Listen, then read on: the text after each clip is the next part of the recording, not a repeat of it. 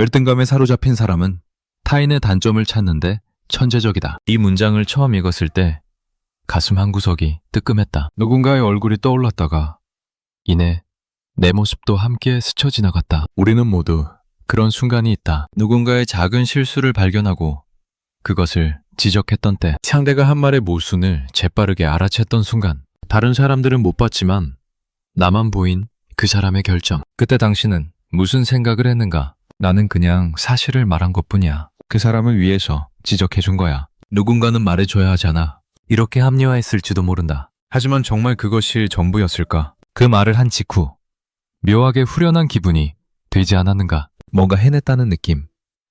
내가 조금 더 괜찮은 사람이 된 것 같은 느낌. 이상한 일이다. 진심으로 누군가를 걱정해서 한 말이라면 왜 그런 기분이 드는 걸까? 걱정은 무거운 감정인데 그때 느껴진 것은 오히려 가벼움이었다. 때로는 안도감이기도 했다. 예전에 당신이 누군가를 비판했던 순간을 떠올려보자. 그 사람은 어떤 사람이었는가? 완벽해 보이던 사람. 당신보다 무언가를 더 잘하는 사람. 주변에서 칭찬받던 사람. 당신이 부러워했던 사람. 질투라는 단어는 좀 강하니 이렇게 바꿔 말해보자. 당신이 의식했던 사람이었을 것이다. 그 사람의 성공이나 장점이 자꾸 신경 쓰였던. 그래서 자신도 모르게 그 사람과 나를 비교하게 됐던 사람. 비교. 이 단어가 나오는 순간 무언가가 선명해진다. 우리가 타인의 반점을 발견하는 순간은 종종 비교의 순간과 겹친다. 누군가 나보다 나아 보일 때, 누군가 나보다 더 인정받을 때, 그때 우리의 눈은 놀랍도록 예민해진다. 마치 현미경으로 보듯 그 사람의 작은 허점까지 보인다. 저 사람도 완벽하지 않네. 저 사람도 실수하네. 사람들은 모르겠지만 저 사람도 저런 면이 있어. 이런 생각이 들 때 우리 마음속에는 묘한 균형이 잡힌다. 무너지려던 무언가가 다시 제자리를 찾는 느낌. 쇼펜하우어는 이것을 열등감이라고 불렀다. 열등감이라는 단어를 들으면 우리는 보통 방어적이 된다. 나는 열등감 같은 거 없어. 나는 자신감 있어. 하지만 열등감은 우리가 생각하는 것보다 훨씬 더 섬세하고 은밀하다. 열등감은 나는 부족해 라고 직접적으로 외치지 않는다. 오히려 반대로 작동한다. 저 사람은 잘못됐어. 저 사람도 별거 아니야. 저 사람도 문제가 있어. 이런 식으로 말이다. 심리학에서는 이것을 투사라고 부른다. 내 안의 불편한 감정을 밖으로 던지는 것.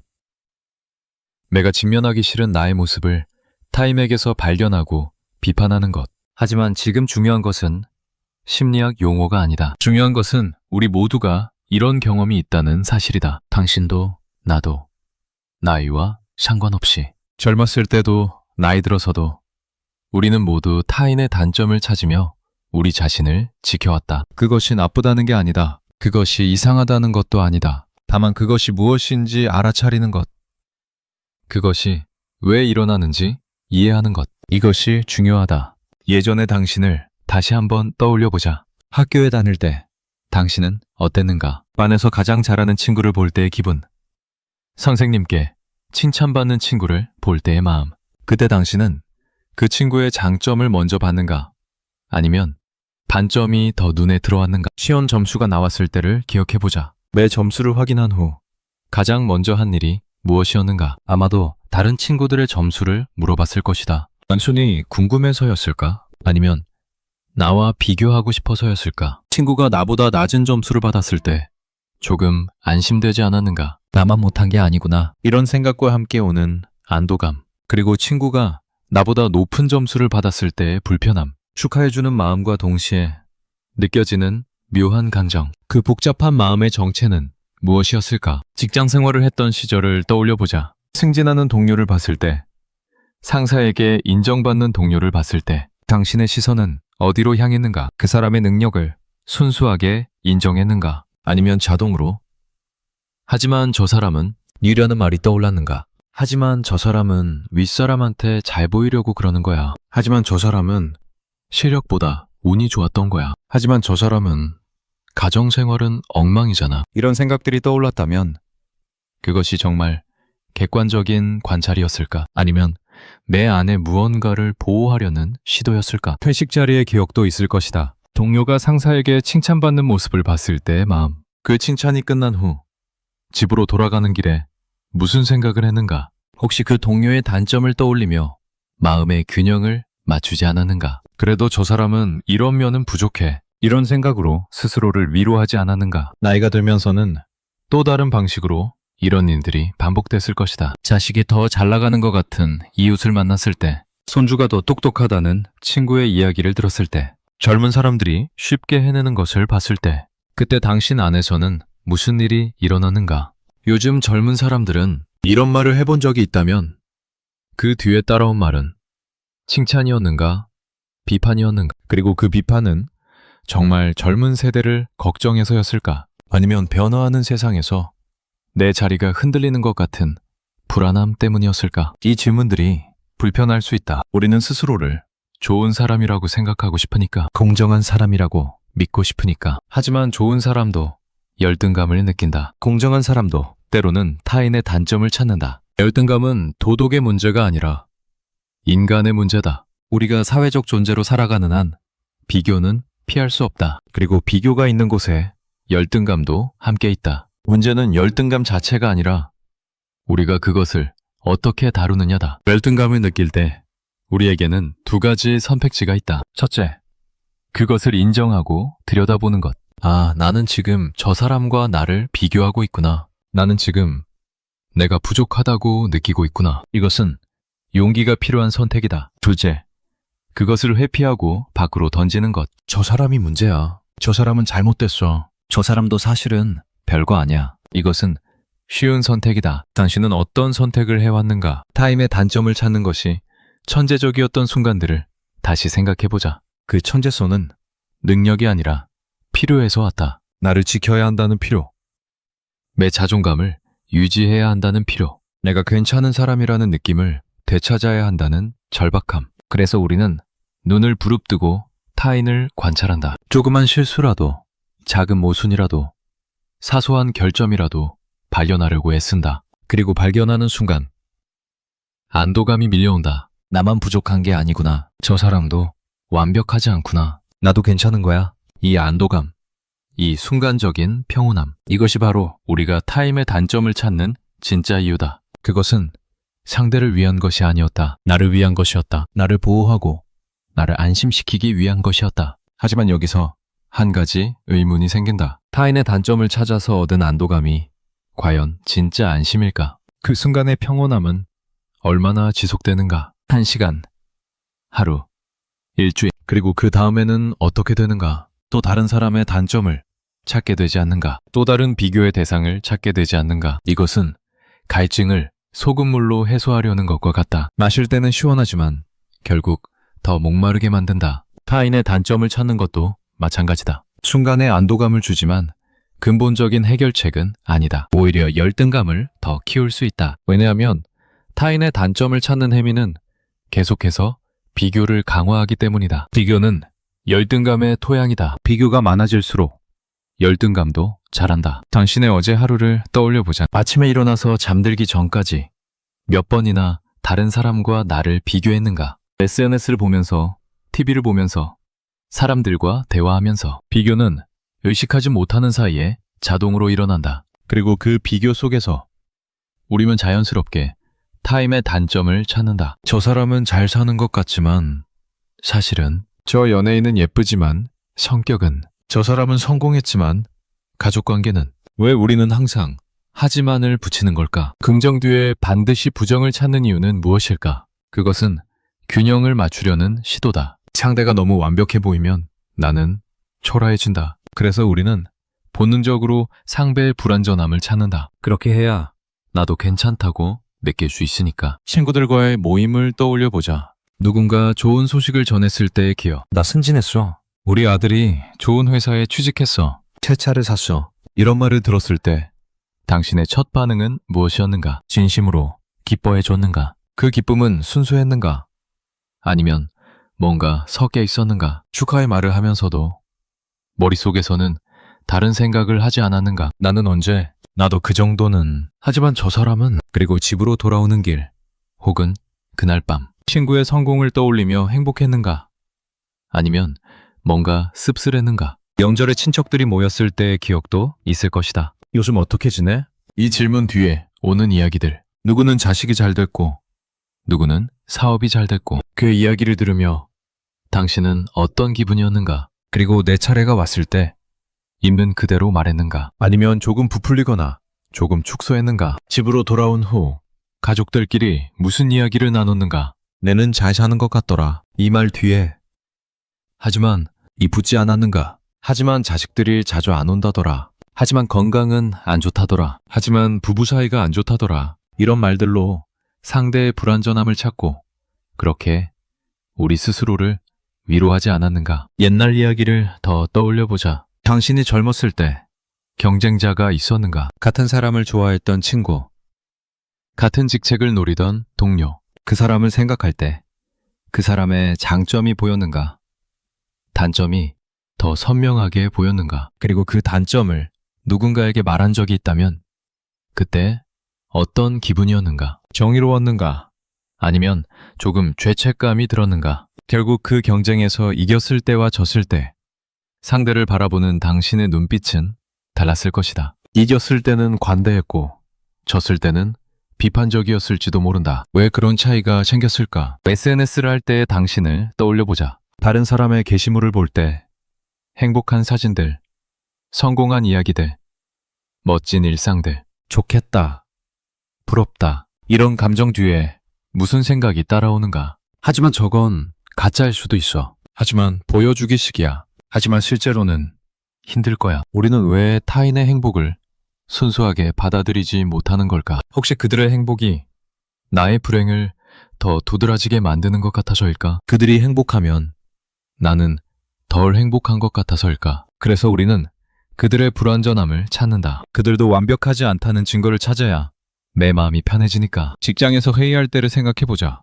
누군가 좋은 아이디어를 냈을 때 당신의 첫 반응은 무엇이었는가? 그거 좋은데요? 이렇게 말했는가? 아니면 하지만 그건 이런 문제가 있어요. 이렇게 말했는가? 물론 건설적인 비판은 필요하다. 하지만 정직하게 생각해보자. 그 비판이 정말 건설적이었는가?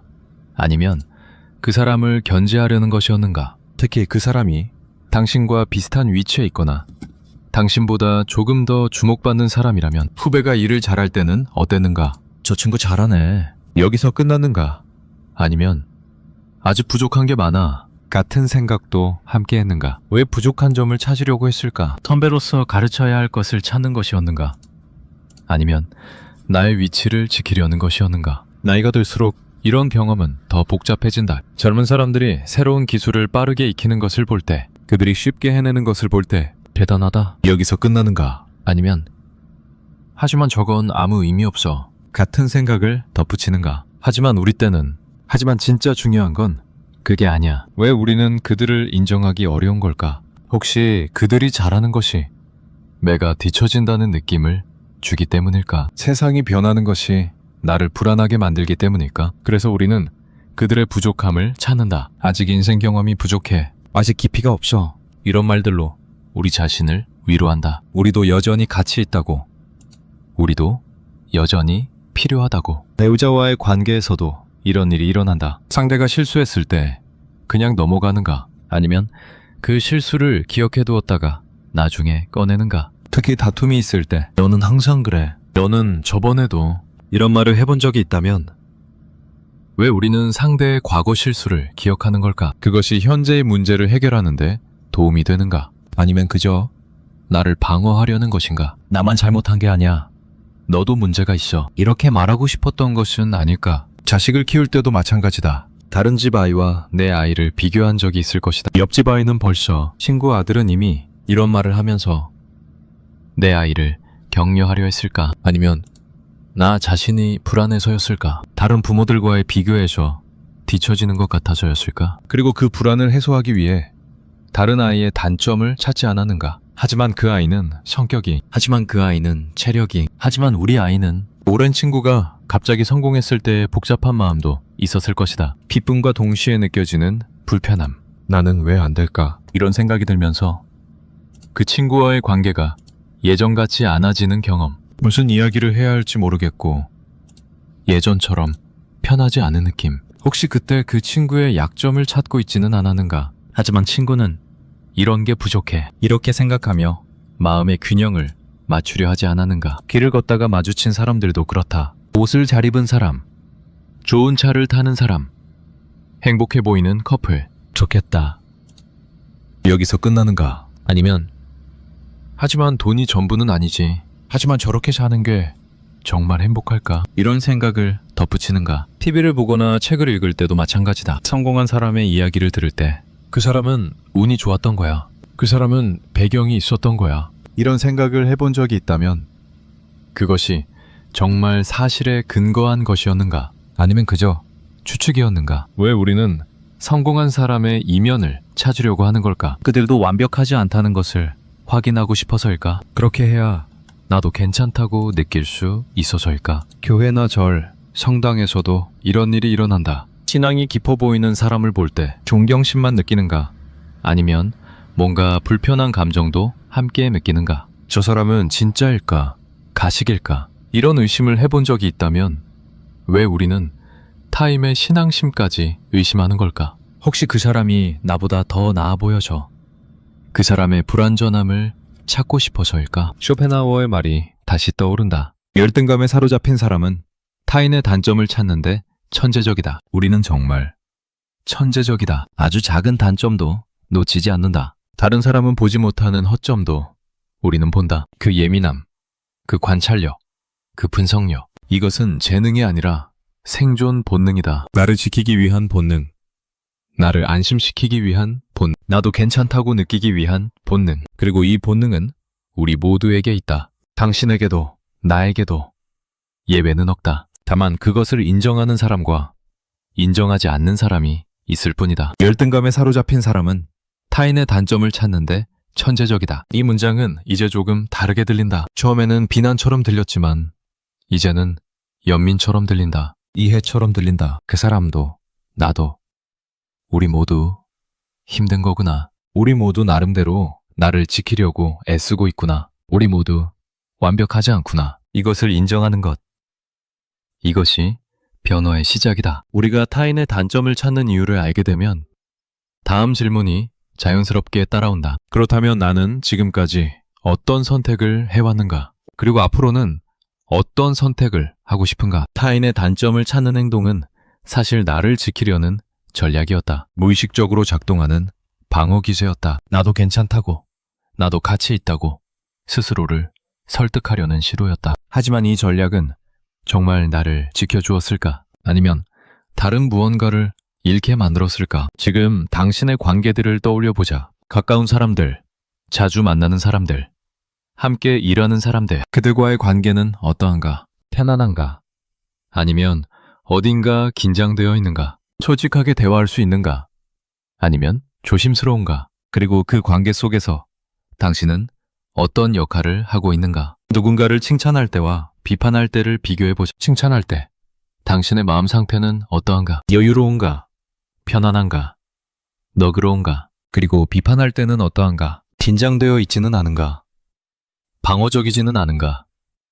불안하지는 않은가? 이 차이가 무엇을 말해주는가? 칭찬은 내가 안정적일 때 나온다. 내가 괜찮다고 느낄 때, 나에게 여유가 있을 때, 그때 비로소 타인의 좋은 면이 보이고 그것을 인정할 수 있다. 반대로 비판은 내가 불안할 때 나온다. 내가 위협받는다고 느낄 때, 나의 자리가 흔들린다고 느낄 때, 그때 타인의 나쁜 면이 더 선명하게 보이고 그것을 지적하고 싶어진다. 결국 우리가 타인을 어떻게 보는가는 타인의 문제가 아니라 나의 상태를 반영하는 것이다. 당신은 최근 일주일 동안 누군가를 몇 번 칭찬했는가? 그리고 몇 번 비판했는가? 그 비율이 당신에게 무엇을 말해주는가? 만약 비판이 칭찬보다 훨씬 많았다면 그것은 당신이 지금 불안하다는 신호일 수 있다. 당신이 지금 스스로를 지키느라 바쁘다는 의미일 수 있다. 이것은 나쁜 것이 아니다. 다만 알아차릴 필요가 있는 것이다. 회사에서 28살 된 후배를 보자. 그는 프레젠테이션을 잘한다. 발표가 끝난 후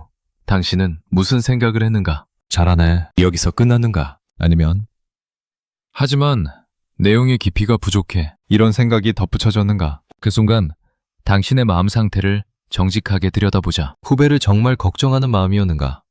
아니면 나의 위치를 확인하고 싶었던 것인가? 열등감은 관계를 왜곡시킨다. 본래 가까워질 수 있는 사람과도 거리를 만든다. 본래 배울 수 있는 사람에게서도 배움을 거부하게 만든다. 본래 함께 성장할 수 있는 관계를 경쟁으로 바꿔버린다. 지금 당신의 관계 중에서 이런 왜곡이 일어나고 있는 관계가 있는가? 함께 있으면 편해야 하는데 자꾸 비교하게 되는 사람, 응원해야 하는데 속으로는 견제하고 있는 사람, 축하해주고 싶은데 마음 한구석이 불편한 사람, 그런 사람이 있다면 그 관계에서 당신은 행복한가? 그리고 그 관계를 앞으로도 이런 식으로 유지하고 싶은가? 타인의 단점을 찾는 습관은 나를 지키는 것처럼 보이지만 사실은 나를 고립시킨다. 왜냐하면 그 습관은 신뢰를 무너뜨리기 때문이다. 내가 누군가의 단점을 자주 지적하면 상대는 나를 경계하게 된다. 나와 함께 있을 때 편안함을 느끼지 못하게 된다. 실수해도 괜찮다는 느낌을 받지 못하게 된다. 그러면 그 관계는 점점 껍데기만 남게 된다. 형식적인 대화만 오가는 관계. 진짜 속마음을 나눌 수 없는 관계. 당신에게 그런 관계가 있는가? 그리고 그 관계를 만든 것이 혹시 내가 계속해서 상대의 단점을 찾았기 때문은 아닐까? 반대로 생각해보자. 당신에게 누군가 계속해서 당신의 단점을 지적한다면 당신은 그 사람과 가까워지고 싶은가? 그 사람을 신뢰하게 되는가? 그 사람과 함께 있을 때 편안한가? 아마도 아닐 것이다. 오히려 거리를 두게 될 것이다. 그 사람 앞에서는 조심스러워질 것이다. 진짜 나를 보여주고 싶지 않을 것이다. 그렇다면 내가 타인의 단점을 자주 찾는다는 것은 나도 그런 사람이 되고 있다는 뜻이다. 사람들이 나를 경계하는 사람, 편안하지 않은 사람, 거리를 두고 싶은 사람. 이것이 내가 원하는 모습인가? 소통 방식도 마찬가지다. 열등감은 소통을 방어적으로 만든다. 상대의 말을 있는 그대로 듣지 못하게 만든다. 상대가 칭찬해도 의심하게 만든다. 저 사람은 왜 나를 칭찬하는 걸까? 뭔가 의도가 있는 건 아닐까? 상대가 조언해도 비판으로 듣게 만든다. 저 사람은 나를 무시하는 거야. 나를 가르치려는 거야. 이런 식으로 말이다. 당신의 소통 방식을 돌아보자. 누군가 당신에게 말을 걸 때 당신은 어떻게 반응하는가? 열린 마음으로 듣는가? 아니면 방어적으로 듣는가? 상대의 의도를 의심하는가?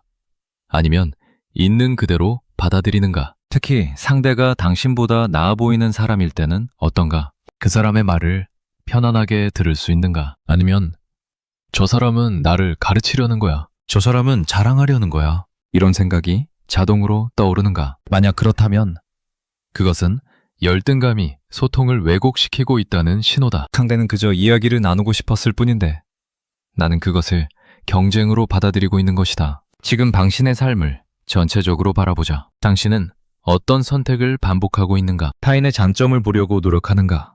아니면 단점을 찾는 것이 습관이 되었는가? 칭찬을 자주 하는 편인가? 아니면 비판을 자주 하는 편인가? 관계에서 신뢰를 쌓고 있는가? 아니면 경계심을 만들고 있는가? 열린 마음으로 소통하는가? 아니면 방어적으로 대화하는가? 이 질문들에 대한 답이 당신의 현재 삶의 방향을 보여준다. 그리고 이 방향이 당신을 어디로 데려가고 있는가? 더 풍요로운 관계로 가고 있는가? 아니면 더 외로운 곳으로 가고 있는가? 더 평온한 마음으로 가고 있는가? 아니면 더 불안한 곳으로 가고 있는가? 여기서 중요한 것은 자책이 아니다. 나는 왜 이렇게 못났을까? 이런 생각은 도움이 되지 않는다. 중요한 것은 알아차림이다. 나는 지금 이런 패턴을 반복하고 있구나. 이 패턴이 나를 이런 방향으로 데려가고 있구나. 이렇게 아는 것, 그리고 선택할 수 있다는 것을 기억하는 것. 나는 앞으로도 같은 패턴을 반복할 것인가? 아니면 다른 방식을 시도해 볼 것인가? 타인의 단점을 찾는 습관을 계속 유지할 것인가? 아니면 조금씩 다른 방향을 모색해 볼 것인가? 이것은 쉬운 선택이 아니다. 왜냐하면 오래된 습관은 편안하기 때문이다. 타인의 단점을 찾는 것은 익숙하다. 그것이 나를 순간적으로 안심시켜 준다는 것을 우리는 안다. 반면 새로운 방식은 불편하다. 타인의 장점을 인정하는 것은 처음에는 위협적으로 느껴질 수 있다. 내가 저 사람을 인정하면 나는 초라해지는 거 아닐까? 이런 두려움이 생긴다. 하지만 조금만 더 생각해보자. 타인의 장점을 인정하는 것이 정말 나를 초라하게 만드는가? 아니면 오히려 나를 자유롭게 만드는가? 비교에서 벗어나게 해주는가? 전쟁의 굴레에서 나를 꺼내주는가? 그리고 무엇보다 더 진실한 관계를 만들어주는가? 당신이 만약 타인의 장점을 순수하게 인정할 수 있다면, 그리고 그 인정이 진심이라면 상대는 당신을 신뢰하게 된다. 상대는 당신과 함께 있을 때 편안함을 느낀다. 상대는 당신에게 진짜 모습을 보여준다. 그러면 그 관계는 깊어진다. 형식적인 관계에서 진정한 관계로 변화한다. 이것이 당신이 원하는 것인가? 아니면 지금처럼 피상적인 관계를 유지하는 것이 더 편한가? 물론 깊은 관계는 더 많은 것을 요구한다. 취약함을 보여줘야 하고, 진실해야 하고, 상처받을 가능성도 있다. 하지만 그 대신 얻는 것도 있다. 진짜 연결감, 진짜 이해, 진짜 소속감.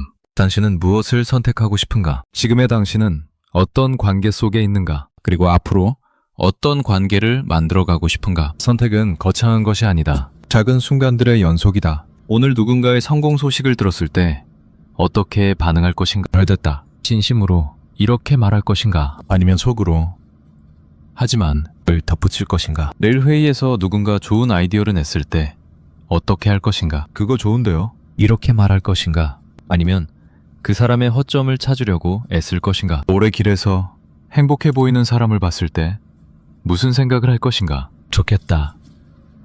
여기서 끝낼 것인가? 아니면 그 사람의 불행을 상상하며 나를 위로할 것인가? 이런 작은 순간들이 쌓여서 당신의 삶이 된다. 이런 작은 선택들이 모여서 당신의 성격이 된다. 이런 반복된 태도가 굳어져서 당신의 인생이 된다. 그렇다면 당신은 어떤 인생을 만들어가고 싶은가? 타인의 단점을 찾으며 사는 인생인가? 아니면 타인의 장점을 인정하며 사는 인생인가? 전쟁하며 사는 인생인가? 아니면 연대하며 사는 인생인가? 고립되어가는 인생인가? 아니면 연결되어가는 인생인가? 이것은 도덕적 판단이 아니다. 무엇이 옳고 그른가의 문제가 아니다. 이것은 행복의 문제다. 어떤 방식이 나를 더 행복하게 만드는가의 문제다. 정직하게 물어보자. 타인의 단점을 찾고 지적하는 것이 나를 행복하게 만들었는가? 그 순간의 안도감 이후에 진짜 평온이 왔는가? 아니면 더 불안해졌는가? 관계는 더 좋아졌는가?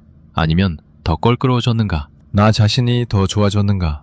아니면 더 싫어졌는가? 이 질문에 대한 답이 당신의 선택을 도와줄 것이다. 열등감이 관계를 왜곡시키는 방식을 조금 더 구체적으로 보자. 열등감은 상대의 말을 있는 그대로 듣지 못하게 만든다. 상대가 당신 옷 예쁘네요 라고 말하면 있는 그대로 들어야 한다. 하지만 열등감이 있으면 저 사람은 왜 나한테 이런 말을 할까? 비꼬는 건가? 아니면 자기 옷이 더 예쁘다고 말하고 싶은 건가? 이렇게 해석하게 된다. 상대가 당신 일 잘하시네요 라고 말하면 칭찬으로 받아들여야 한다. 하지만 열등감이 있으면 저 사람도 잘하잖아. 왜 나한테만 이런 말을 하지? 나를 무시하는 건가? 이렇게 의심하게 된다. 이런 왜곡이 쌓이면 소통 자체가 불가능해진다. 상대는 친절하게 말하는데 나는 공격으로 받아들인다. 상대는 관심을 보이는데 나는 경쟁으로 받아들인다. 결국 그 관계는 망가진다. 당신에게도 이런 경험이 있는가? 상대의 말을 있는 그대로 듣지 못하고 자꾸 다른 의미를 찾게 되는 경험. 그래서 관계가 어긋나 버린 경험. 그리고 나중에 돌아보니 내가 너무 예민했던 것 같아. 이렇게 후회했던 경험. 그런 경험이 있다면 그것은 열등감이 소통을 왜곡시킨 것이다. 열등감은 또한 나의 장점을 제대로 표현하지 못하게 만든다. 내가 뭔가 잘했을 때 당당하게 말해야 한다. 하지만 열등감이 있으면 이 정도는 별거 아니야. 다른 사람들은 더 잘할 거야. 이렇게 스스로를 깎아내린다. 반대로 때로는 과도하게 자랑하기도 한다. 나는 이렇게 잘했어. 너희들은 못하겠지. 이렇게 말이다. 둘 다 건강하지 않다. 건강한 방식은 있는 그대로 말하는 것이다. 나는 이것을 이렇게 했어. 잘 된 것 같아. 과장도 없고 축소도 없고 그냥 사실 그대로. 하지만 열등감이 있으면 이것이 어렵다. 왜냐하면 항상 비교의 틀 안에서 생각하기 때문이다. 내가 이만큼 했다는 것을 말하면 다른 사람들은 나를 어떻게 볼까? 이런 걱정이 앞선다. 당신은 당신의 장점을 편안하게 말할 수 있는가? 아니면 항상 조심스러운가? 과소평가하거나 과대평가하거나. 만약 그렇다면 그것도 열등감이 소통을 왜곡시키는 방식이다. 관계에서도 마찬가지다. 열등감이 있으면 관계를 있는 그대로 누리지 못한다. 항상 비교하고 평가하고 경쟁한다. 친구를 만나도 저 친구는 나보다 나은가 못한가? 이런 생각이 자동으로 떠오른다. 동료를 만나도 저 사람은 나보다 위인가 아래인가? 이런 서열을 매기게 된다. 이렇게 되면 관계 자체를 즐길 수 없다. 관계는 비교의 도구가 되고 내 자존감을 확인하는 수단이 된다. 그것은 진짜 관계가 아니다. 당신의 관계는 어떠한가? 있는 그대로 즐기고 있는가? 아니면 항상 비교하고 평가하고 있는가? 만약 후자라면 당신은 관계로부터 진짜 기쁨을 얻지 못하고 있을 것이다. 그리고 그것은 너무 아까운 일이다. 왜냐하면 관계는 인생에서 가장 소중한 것 중 하나이기 때문이다. 선택의 순간을 다시 생각해보자. 지금 이 순간에도 당신은 선택하고 있다. 타인을 어떻게 볼 것인가? 나 자신을 어떻게 대할 것인가? 관계를 어떻게 만들어갈 것인가? 이 선택들이 쌓여서 당신의 매일이 된다. 그리고 그 내일들이 모여서 당신의 인생이 된다. 지금의 선택이 앞으로의 삶을 만든다. 당신은 어떤 삶을 원하는가? 비교와 경쟁 속에서 끊임없이 불안한 삶인가? 아니면 있는 그대로 평온한 삶인가? 타인의 단점을 찾으며 스스로를 지키는 삶인가? 아니면 타인의 장점을 인정하며 함께 성장하는 삶인가? 고립되어가는 삶인가? 아니면 연결되어가는 삶인가? 선택은 당신의 몫이다. 그리고 그 선택은 지금 이 순간부터 시작된다. 내일이 아니라 오늘, 다음 주가 아니라 지금. 다음에 누군가를 만났을 때 당신은 어떻게 할 것인가? 그 사람의 단점을 찾을 것인가? 아니면 장점을 볼 것인가? 비교할 것인가? 아니면 있는 그대로 받아들일 것인가? 경쟁할 것인가?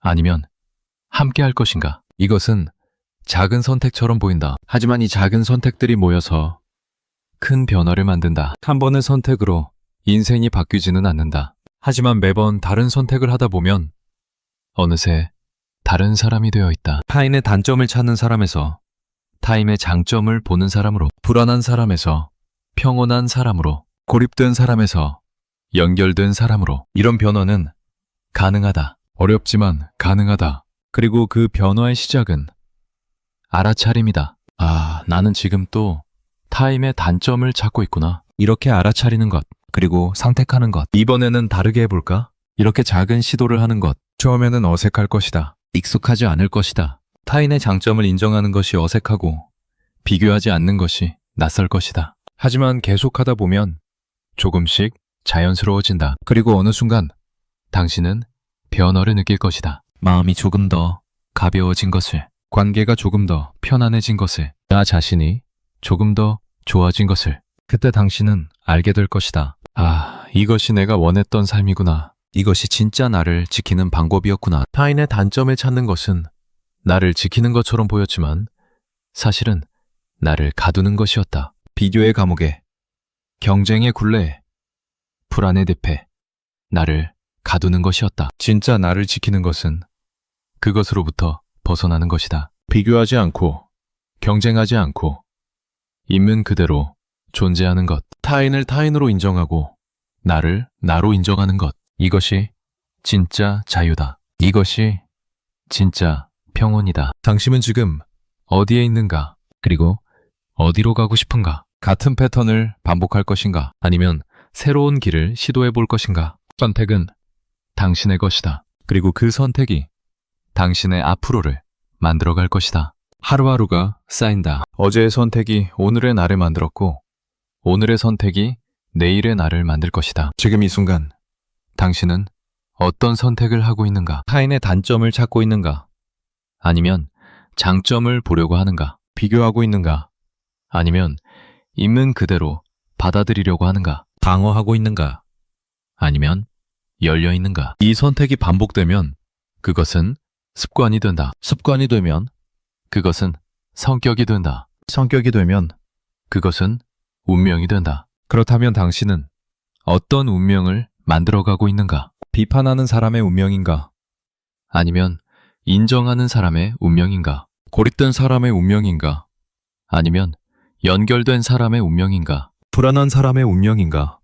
아니면 평온한 사람의 운명인가? 운명은 정해진 것이 아니다. 매 순간의 선택으로 만들어지는 것이다. 그리고 그 선택의 권한은 당신에게 있다. 지금부터라도 다르게 선택할 수 있다. 오늘부터라도 다른 방향으로 갈 수 있다. 이 순간부터라도 다른 사람이 될 수 있다. 늦은 것은 없다. 중요한 것은 지금 어떤 선택을 하느냐다. 당신의 하루를 돌아보자. 아침에 일어나서 잠들기까지 얼마나 많은 선택의 순간이 있었는가. 그 순간마다 당신은 어떤 선택을 했는가. 그리고 그 선택들이 모여서 오늘의 당신을 만들었다. 내일도 마찬가지일 것이다. 수많은 선택의 순간이 있을 것이다. 그때마다 당신은 선택할 수 있다. 타인의 단점을 찾을 것인가, 장점을 볼 것인가, 비판할 것인가, 칭찬할 것인가, 논쟁할 것인가, 함께할 것인가. 이 선택들이 내일의 당신을 만들 것이다. 그리고 그 내일이 쌓여서 미래의 당신이 될 것이다. 지금으로부터 1년 후 당신은 어떤 사람이 되어 있고 싶은가? 여전히 타인의 단점을 찾으며 불안해하는 사람인가? 아니면 타인의 장점을 인정하며 평온한 사람인가?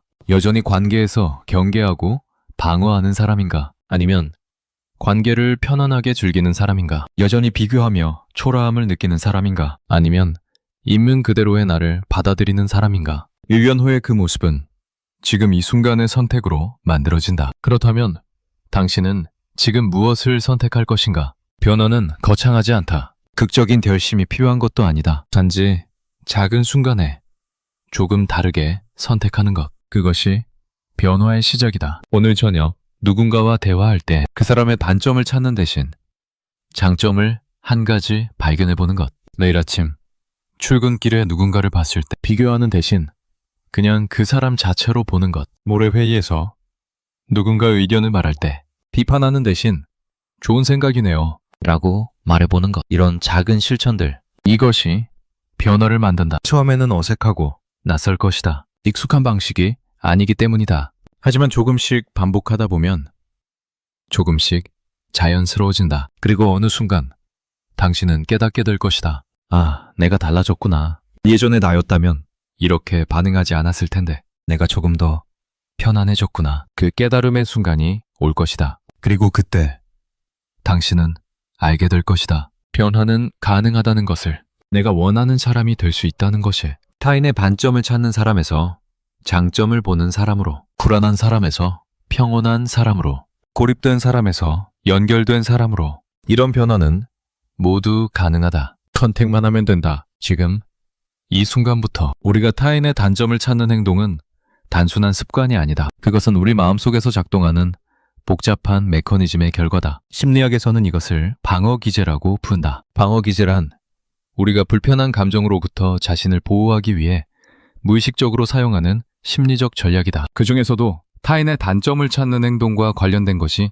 3가지가 있다. 투사, 비교, 그리고 자기 합리화. 먼저 투사를 살펴보자. 투사란 내 안의 불편한 감정이나 생각을 타인에게 던지는 것이다. 내가 받아들이기 싫은 나의 모습을 타인에게서 발견하고 비판하는 것. 예를 들어 내가 게으르다는 것을 인정하기 싫을 때 나는 타인의 게으름을 유독 예민하게 발견하고 비판한다. 저 사람은 정말 게으르네. 이렇게 말하면서 사실은 내 안의 게으름을 타인에게 던지는 것이다. 내가 정직하지 못했다는 것을 인정하기 싫을 때 나는 타인의 거짓말을 재빠르게 알아챈다. 내가 무능하다고 느낄 때 나는 타인의 실수를 놓치지 않는다. 투사는 이렇게 작동한다. 내가 인정하고 싶지 않은 나의 모습을 타인에게서 발견하고 공격하는 것. 그렇게 함으로써 나는 그렇지 않아 라고 스스로를 확신시키는 것. 당신은 타인의 어떤 단점을 가장 자주 발견하는가? 그리고 그 단점이 혹시 당신 자신이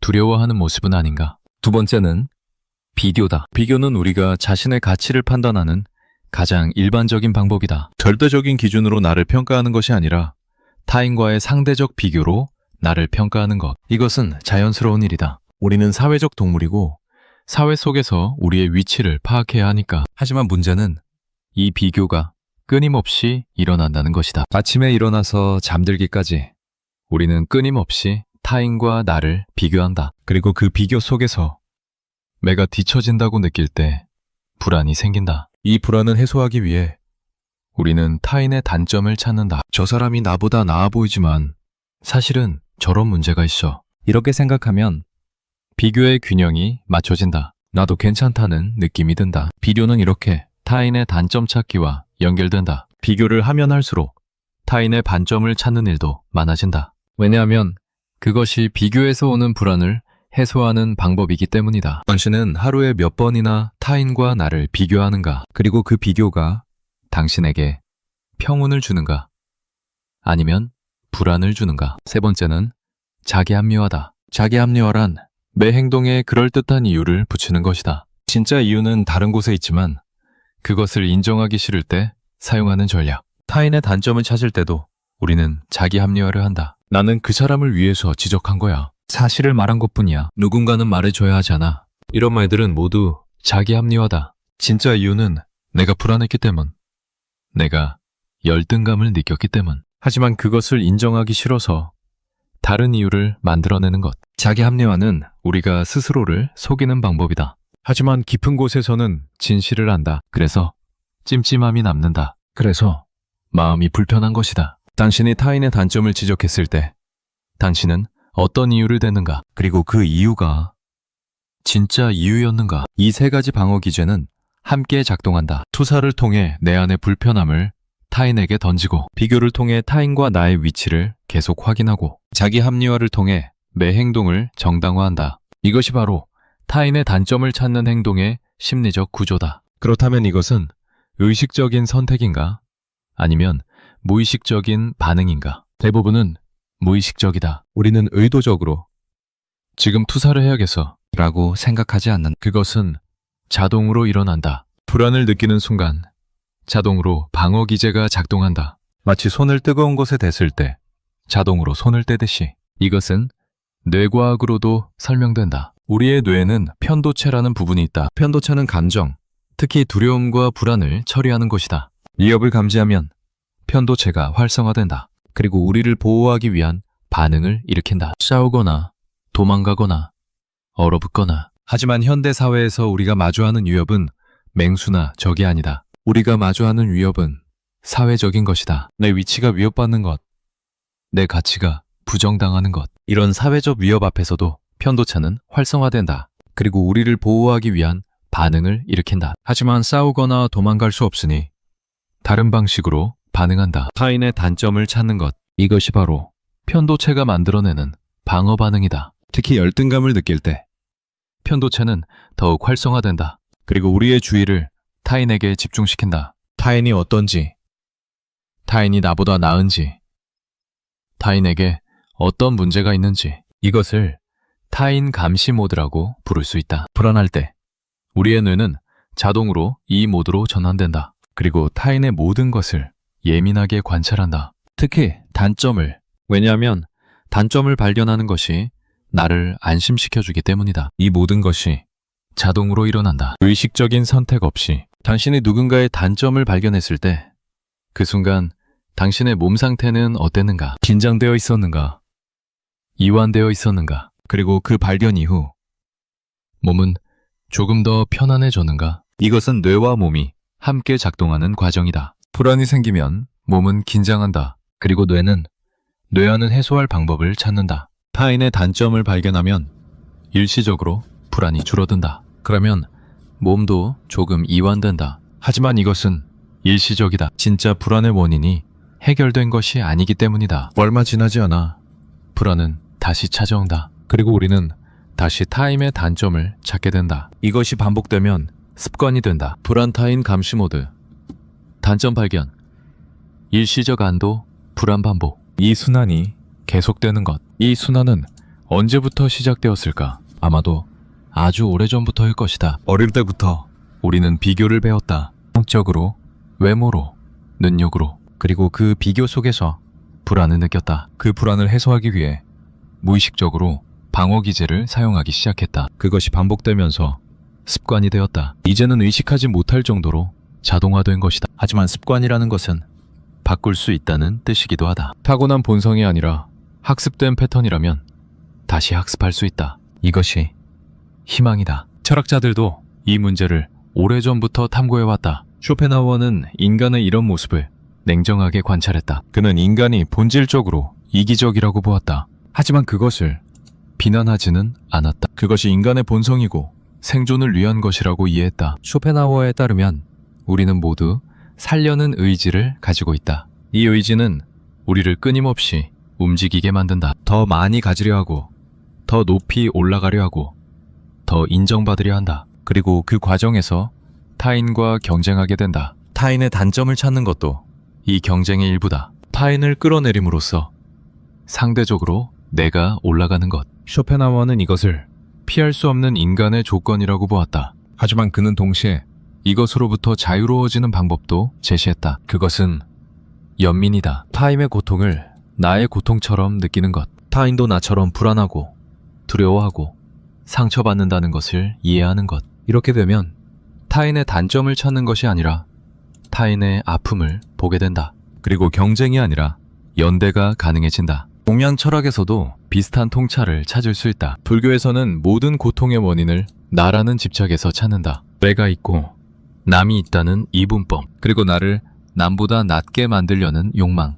이것이 고통을 만든다고 본다. 타인의 단점을 찾는 것도 이 나의 집착에서 나온다. 나를 지키려는, 나를 높이려는 집착. 불교는 이것을 놓아버리라고 가르친다. 나와 남의 구분을 넘어서는 것. 모든 존재가 연결되어 있다는 것을 깨닫는 것. 그렇게 되면 타인을 공격할 이유가 없어진다. 왜냐하면 타인을 공격하는 것은 결국 나 자신을 공격하는 것이기 때문이다. 유교에서는 수신을 강조한다. 나 자신을 닦는 것. 타인을 바꾸려 하기 전에 나 자신을 먼저 돌아보는 것. 타인의 단점을 찾을 때 먼저 나에게 그런 단점이 없는지 살펴보는 것. 공자는 이렇게 말했다. 나의 잘못은 보지 않고 남의 잘못만 보는 것. 이것이 진짜 잘못이다. 이것은 투사에 대한 통찰이다. 내 안의 문제를 보지 않고 타인의 문제만 보는 것. 이것이야말로 가장 큰 문제라는 것. 맹자는 측은지심을 이야기했다. 타인의 고통을 보면 자연스럽게 불쌍히 여기는 마음. 이것이 인간의 본성이라고 했다. 그렇다면 왜 우리는 타인의 고통보다 단점을 먼저 보는 걸까? 맹자는 이것이 본성이 가려졌기 때문이라고 했다. 욕망과 불안, 두려움이 본래의 마음을 가린 것. 그것을 걷어내면 다시 측은지심이 드러난다. 서양 철학으로 돌아와서 니체를 보자. 니체는 인간의 힘의 의지를 이야기했다. 모든 인간은 힘을 원한다고, 강해지고 싶고, 인정받고 싶고, 가치 있다고 느끼고 싶다고. 타인의 단점을 찾는 것도 이 힘의 의지의 표현이다. 타인을 비판함으로써 나는 힘 있다고 느낀다. 내가 판단할 수 있는 위치에 있다고 느낀다. 하지만 니체는 이것을 낮은 단계의 힘이라고 보았다. 진짜 힘은 타인을 끌어내리는 것이 아니라 나 자신을 끌어올리는 것. 진짜 강한 사람은 타인의 단점에 신경 쓰지 않는다. 왜냐하면 그럴 필요가 없기 때문이다. 약한 사람만이 타인을 끌어내림으로써 자신을 높이려 한다. 니체의 이 통찰은 날카롭다. 타인의 단점을 찾는 것이 사실은 나의 약함을 드러내는 것이라는 것. 진정으로 강해지고 싶다면 타인이 아니라 나 자신에게 집중해야 한다는 것. 실존주의 철학자 사르트르는 타인의 시선을 이야기했다. 우리는 타인의 시선을 통해 나를 본다고. 타인이 나를 어떻게 보는가?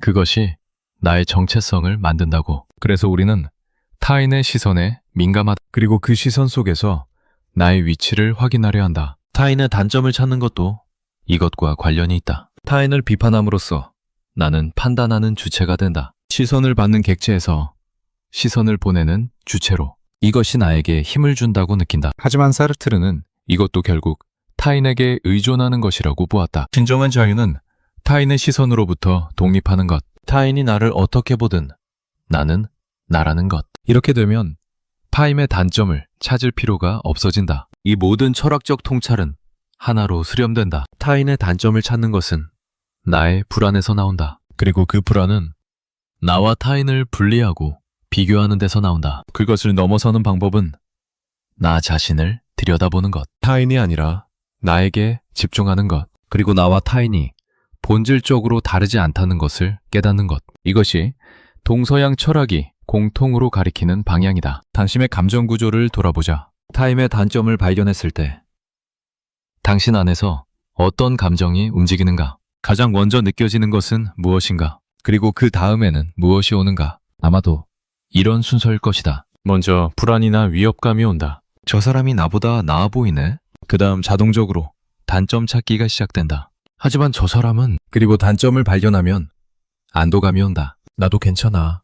하지만 그 안도감 뒤에 미묘한 불편함이 남는다. 찜찜함, 죄책감 혹은 공허함. 이 마지막 감정이 중요하다. 이것이 우리의 깊은 곳이 보내는 신호다. 이것은 해결책이 아니야. 이것으로는 진짜 평온을 얻을 수 없어. 당신은 이 마지막 감정을 느낀 적이 있는가? 그리고 그것이 무엇을 말하려는 것이었을까? 사고 구조도 마찬가지다. 타인의 단점을 찾을 때 우리의 사고는 특정한 패턴을 따른다. 이분법적 사고, 나 대 타인, 좋음 대 나쁨, 위 대 아래, 모든 것을 둘로 나누고 그중 하나를 선택한다. 그리고 비교적 사고, 절대적 기준이 아니라 상대적 비교로 판단한다. 나는 괜찮은가가 아니라 나는 저 사람보다 나은가? 이렇게 묻는다. 또한 선택적 주의, 전체를 보지 않고 특정 부분만 본다. 타임의 장점은 보지 않고 단점만 본다. 혹은 나의 장점은 보지 않고 부족한 점만 본다. 이런 사고 패턴은 언제 형성되었을까? 아마도 어릴 때부터 조금씩 만들어졌을 것이다. 성적표를 받을 때, 친구와 비교하면서, 칭찬과 꾸중을 들으면서, 경쟁하고 평가받고 서열화되면서, 그렇게 조금씩 이런 사고 패턴이 자리 잡았다. 이제는 자동적으로 작동한다. 의식하지 못할 정도로. 하지만 이것은 선택이었을까? 아니면 습관이었을까? 처음에는 선택이었을 것이다. 어떤 상황에서 이렇게 생각하기로 선택했던 순간들. 하지만 그것이 반복되면서 습관이 되었다. 그리고 이제는 자동이 되었다. 선택에서 습관으로, 습관에서 자동으로. 하지만 자동이라고 해서 바꿀 수 없는 것은 아니다. 습관은 다시 의식의 영역으로 가져올 수 있다. 자동을 수동으로 바꿀 수 있다. 그 첫걸음이 알아차림이다. 아, 나는 지금 이런 패턴으로 생각하고 있구나. 이렇게 아는 것. 뇌의 가소성이라는 개념이 있다. 뇌는 변한다는 것이다. 새로운 경험, 새로운 학습, 새로운 생각이 뇌의 구조를 바꾼다. 타인의 단점을 찾는 것이 뇌의 습관이라면 타인의 장점을 보는 것도 뇌의 새로운 습관이 될 수 있다. 처음에는 어렵다. 익숙한 신경 경로가 아니기 때문이다. 하지만 반복하면 새로운 신경 경로가 만들어진다. 그리고 그것이 점점 강화된다. 어느 순간 그것이 새로운 자동이 된다. 이것이 가능하다. 과학적으로도 철학적으로도 심리학적으로도. 당신의 감정과 사고 구조를 돌아보자. 그것은 언제부터 이런 방식이었는가? 그리고 그것은 선택이었는가? 습관이었는가? 만약 습관이라면 새로운 습관을 만들 수 있다. 만약 자동이라면 다시 의식의 영역으로 가져올 수 있다. 이것이 변화의 가능성이다. 심리학과 뇌과학과 철학이 모두 같은 것을 가리킨다. 우리는 변할 수 있다. 타인의 단점을 찾는 사람에서 타인의 존재를 있는 그대로 보는 사람으로, 불안한 사람에서 평온한 사람으로, 분리된 사람에서 연결된 사람으로. 이 변화는 거창한 것이 아니다. 한순간의 깨달음으로 이루어지는 것도 아니다. 그것은 작은 알아차림들의 누적이다. 아, 나는 지금 불안하구나. 아, 나는 지금 비교하고 있구나. 아, 나는 지금 투사하고 있구나. 이렇게 알아차리는 순간들, 그리고 그때마다 조금씩 다르게 선택하는 순간들. 이번에는 단점을 찾지 않아 볼까? 이번에는 있는 그대로 봐볼까? 이번에는 연민을 느껴볼까? 이런 작은 시도들이 쌓이면 변화가 일어난다. 뇌의 구조가 바뀌고,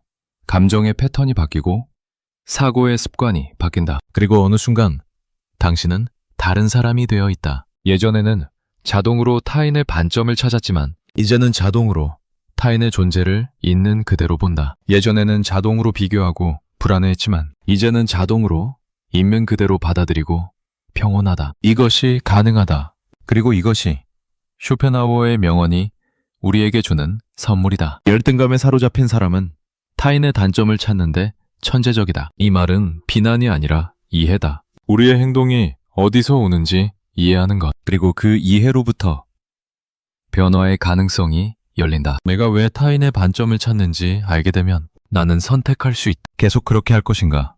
아니면 다르게 할 것인가? 이 선택의 순간에 우리는 자유롭다. 습관의 노예가 아니라 선택하는 주체가 된다. 당신은 지금 어떤 선택을 하고 있는가? 그리고 앞으로 어떤 선택을 하고 싶은가? 우리가 살고 있는 이 시대는 역사상 유례 없이 비교가 쉬운 시대다. 손안의 작은 화면을 통해 우리는 수백, 수천 명의 삶을 매일 본다. 그들의 성공, 그들의 행복, 그들의 완벽해 보이는 일상. SNS는 비교를 일상화시켰다. 예전에는 내 주변 사람들과만 비교했다면 이제는 전 세계 사람들과 비교한다. 예전에는 가끔 비교했다면 이제는 매 순간 비교한다. 아침에 눈을 뜨면서부터 잠들기 전까지 스크롤을 내릴 때마다 우리는 누군가의 삶과 나의 삶을 비교한다. 이것은 개인의 문제가 아니라 시대의 문제가 되었다. 열등감은 더 이상 개인의 감정이 아니라 집단의 분위기가 되었다. 우리 모두가 어딘가 부족하다고 느낀다. 우리 모두가 뭔가 더 해야 한다고 조바심 낸다. 우리 모두가 타인의 눈을 의식하며 산다. 이것이 SNS 시대의 풍경이다. 그리고 이 풍경 속에서 타인의 단점을 찾는 일은 더욱 쉬워졌다. 댓글 하나로, 클릭 한 번으로 우리는 타인을 평가하고 비판한다. 얼굴을 마주하지 않아도 되니까 더 쉽게 비판한다. 책임을 지지 않아도 되니까 더 가혹하게 비판한다. 그리고 나와 비슷한 생각을 하는 사람들을 금방 찾을 수 있으니까 내 비판이 정당하다고 느낀다. 이렇게 열등감은 집단화된다. 혼자만의 감정이 아니라 함께 공유하는 정서가 된다. 저 사람 별로야. 맞아.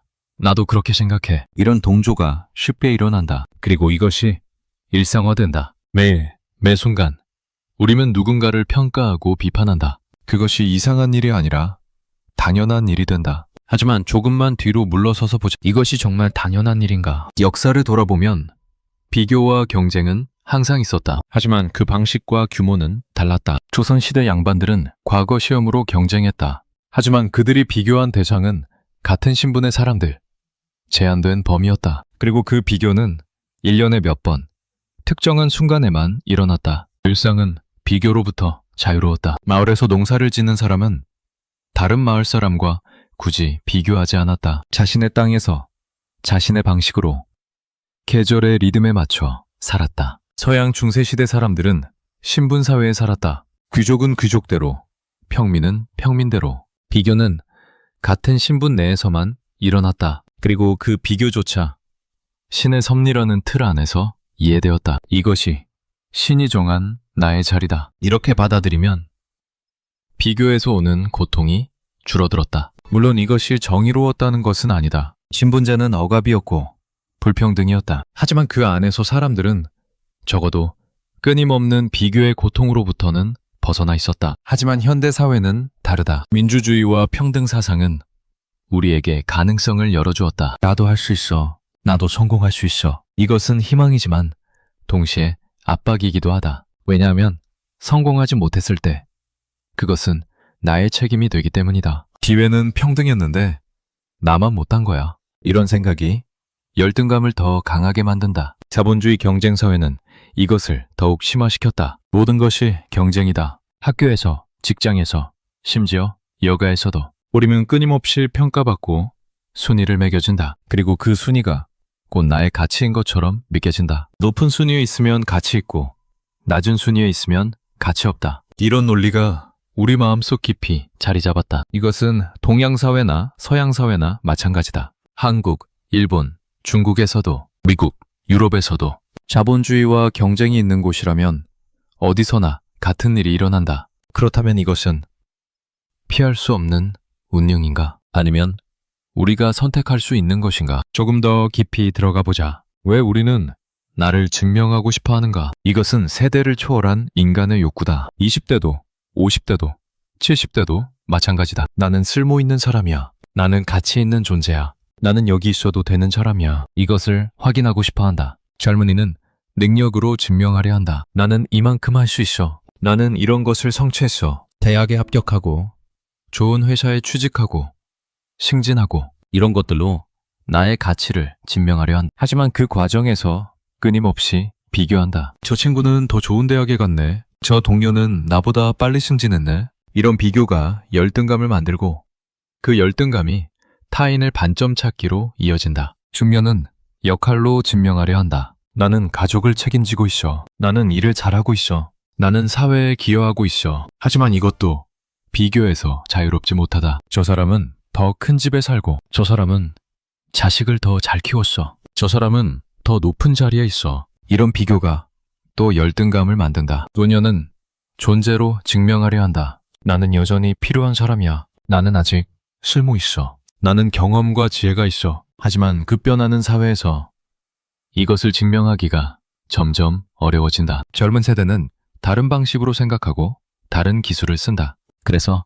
노년은 불안해진다. 그리고 그 불안이 젊은 세대 비판으로 이어진다. 요즘 젊은이들은 이런 말을 이면에는 사실 자신의 자리가 흔들린다는 두려움이 있다. 방식은 다르지만 본질은 같다. 나의 가치를 증명하고 싶은 것.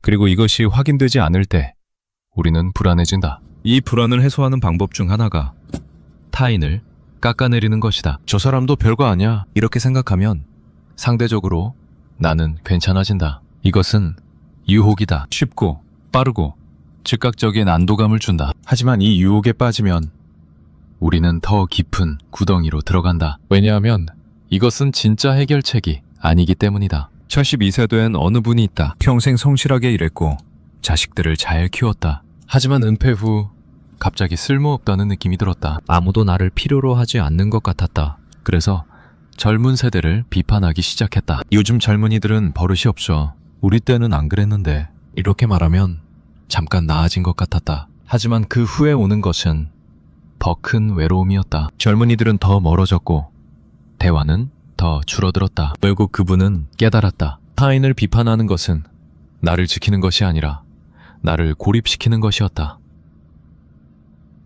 이것은 나이의 문제가 아니다. 20대도 40대도 60대도 같은 경험을 한다. 나를 증명하고 싶은 욕구와 타인을 깎아내리는 유혹. 이것은 인간의 보편적 경험이다. 시대를 관통하는 경험이다. 동서양 사상은 이 문제를 어떻게 바라보았을까? 노자는 이렇게 말했다. 다투지 않으므로 세상이 그와 다투지 못한다. 타인과 경쟁하지 않는 사람, 타인을 평가하지 않는 사람, 그런 사람은 평온하다. 왜냐하면 증명할 것이 없기 때문이다. 있는 그대로로 충분하기 때문이다. 노자는 또 이렇게 말했다. 족함을 아는 자는 욕되지 않고 멈출 줄 아는 자는 위태롭지 않다. 만족할 줄 아는 것, 이것이 지혜다. 항상 더 많이, 더 높이, 더 빨리를 추구하면 끝이 없다. 그리고 그 과정에서 계속 비교하고 계속 불안하다. 하지만 지금 이것으로 충분하다고 느낄 수 있다면 비교할 필요가 없어진다. 장자는 물고기와 새의 비유를 들었다.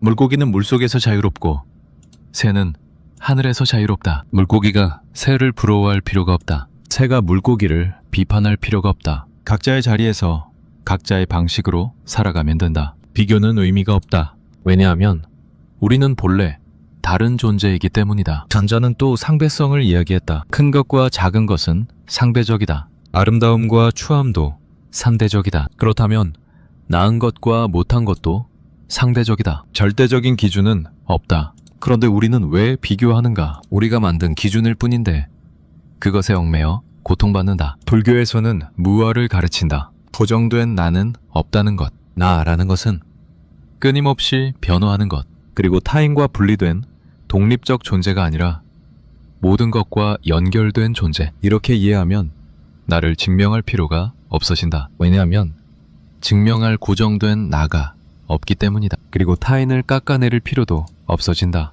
왜냐하면 타인과 나는 분리되지 않았기 때문이다. 타인을 해치는 것은 결국 나를 해치는 것이다. 불교는 또한 사성제를 가르친다. 고통이 있고 고통의 원인이 있고 고통의 소멸이 있고 그 방법이 있다. 고통의 원인은 집착이다. 나에 대한 집착, 내 것에 대한 집착, 그리고 더 많이 가지려는 욕망. 비교와 경쟁도 이 집착에서 나온다. 나는 더 나아야 해. 나는 더 가져야 해. 이런 집착이 고통을 만든다. 그것을 놓아버릴 때 고통도 사라진다. 유교에서는 수신을 강조한다. 나 자신을 닦는 것. 타인을 바꾸려 하기 전에 나 자신을 먼저 돌아보는 것. 타인의 단점을 찾을 때 먼저 나에게 그런 단점이 없는지 살펴보는 것. 공자는 이렇게 말했다. 나의 잘못은 보지 않고 남의 잘못만 보는 것.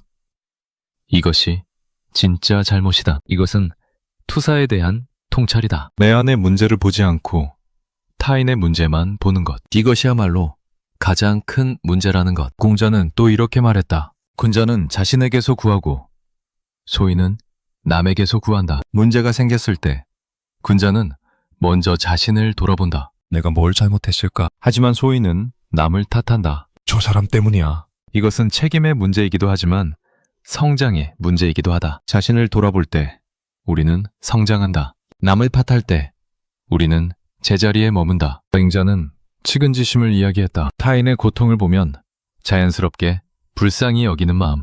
이것이 인간의 본성이라고 했다. 그렇다면 왜 우리는 타인의 고통보다 단점을 먼저 보는 걸까? 맹자는 이것이 본성이 가려졌기 때문이라고 했다. 욕망과 불안, 두려움이 본래의 마음을 가린 것. 그것을 걷어내면 다시 측은지심이 드러난다. 어린아이가 우물에 빠지려 할 때 누구나 놀라며 구하려 한다. 그때는 비교도 없고 계산도 없다. 그냥 자연스러운 연민이다. 이것이 우리의 본성이다. 하지만 자라면서 이 본성이 가려진다. 사회가 우리에게 비교하라고, 경쟁하라고 가르치면서 그래서 맹자는 말한다. 배인은 적자지심을 잃지 않는다. 어린아이의 마음, 순수한 연민을 잃지 않는 사람. 그 사람이 진정한 어른이라고. 서양 철학으로 돌아와서 니체를 보자. 니체는 인간의 힘의 의지를 이야기했다. 모든 인간은 힘을 원한다고, 강해지고 싶고, 인정받고 싶고, 가치 있다고 느끼고 싶다고. 타인의 단점을 찾는 것도 이 힘의 의지의 표현이다. 타인을 비판함으로써 나는 힘 있다고 느낀다. 내가 판단할 수 있는 위치에 있다고 느낀다. 하지만 니체는 이것을 낮은 단계의 힘이라고 보았다. 진짜 힘은 타인을 끌어내리는 것이 아니라 나 자신을 끌어올리는 것. 진짜 강한 사람은 타인의 단점에 신경 쓰지 않는다. 왜냐하면 그럴 필요가 없기 때문이다. 약한 사람만이 타인을 끌어내림으로써 자신을 높이려 한다. 니체는 위버맨쉬, 초인을 이야기했다. 초인은 자신만의 가치를 창조하는 사람이다. 사회의 기준이 아니라 자신의 기준으로 사는 사람. 타인의 평가를 구하지 않는 사람. 이런 사람은 타인과 비교하지 않는다. 왜냐하면 그 사람의 기준은 자기 자신에게 있으니까. 니체의 이 통찰은 날카롭다. 타인의 단점을 찾는 것이 사실은 나의 약함을 드러내는 것이라는 것. 진정으로 강해지고 싶다면 타인이 아니라 나 자신에게 집중해야 한다는 것. 실존주의 철학자 사르트르는 타인의 시선을 이야기했다. 우리는 타인의 시선을 통해 나를 본다고. 타인이 나를 어떻게 보는가? 그것이 나의 정체성을 만든다고. 그래서 우리는 타인의 시선에 민감하다. 그리고 그 시선 속에서 나의 위치를 확인하려 한다. 타인의 단점을 찾는 것도 이것과 관련이 있다. 타인을 비판함으로써 나는 판단하는 주체가 된다. 시선을 받는 객체에서 시선을 보내는 주체로. 이것이 나에게 힘을 준다고 느낀다. 하지만 사르트르는 이것도 결국 타인에게 의존하는 것이라고 보았다. 진정한 자유는 타인의 시선으로부터 독립하는 것. 타인이 나를 어떻게 보든 나는 나라는 것. 이렇게 되면 타인의 단점을 찾을 필요가 없어진다. 카멘은 부조리를 이야기했다. 인생의 본래적인 의미는 없다고. 우리가 의미를 찾으려 하지만 세상은 답을 주지 않는다. 그렇다면 어떻게 살아야 하는가? 카멘은 말한다. 그럼에도 불구하고 살아가는 것. 의미를 찾을 수 없어도 그냥 살아가는 것. 타인과 비교해서 내 가치를 증명하려 하지 말고 그냥 있는 그대로 존재하는 것. 이것이 카뮤가 말하는 반항이다. 부조리한 세상에 대한 반항, 의미를 강요하는 사회에 대한 반항, 그리고 자유로운 존재로 사는 것. 이 모든 철학적 통찰은 하나로 수렴된다. 타인의 단점을 찾는 것은 나의 불안에서 나온다. 그리고 그 불안은 나와 타인을 분리하고 비교하는 데서 나온다. 그것을 넘어서는 방법은 나 자신을 들여다보는 것. 타인이 아니라 나에게 집중하는 것. 그리고 나와 타인이 본질적으로 다르지 않다는 것을 깨닫는 것. 이것이 동서양 철학이 공통으로 가리키는 방향이다. 문학도 이 주제를 깊이 다루었다. 도스토옙스키의 죄와 벌에서 라스콜리니코프는 자신이 비범한 인간임을 증명하려 했다. 평범한 사람과는 다르다는 것을 보여주려 했다. 그래서 살인을 저질렀다. 나는 도덕을 넘어서는 존재야. 하지만 그것은 그를 파멸로 이끌었다. 죄책감과 고통, 광기. 결국 그가 구원받은 것은 자신의 죄를 인정하고 용서를 구했을 때였다. 자신이 비범하지 않다는 것을, 그저 연약한 인간이라는 것을 받아들였을 때. 톨스토이의 안나 카레니나에서 안나는 사회의 시선과 평가에 시달렸다. 사람들의 비난, 사람들의 판단, 그녀는 불륜을 저질렀고 사회는 그녀를 용서하지 않았다. 그 시선이, 그 평가가 그녀를 죽음으로 몰아갔다. 반면 레비는 사회의 기준이 아니라 자신만의 방식으로 살아가려 했다. 귀족이지만 농사를 지으며 단순하게 살려고 했다. 사람들은 그를 이상하게 봤지만 그는 개의치 않았다. 그리고 그는 평온을 찾았다. 삶의 의미를 찾았다. 카뮤의 이방인에서 메르소는 사회의 기대를 거부했다. 어머니 장례식에서 슬퍼해야 하는데 슬프지 않았다. 후회해야 할 때 후회하지 않았다. 사회는 그를 이상하게 봤고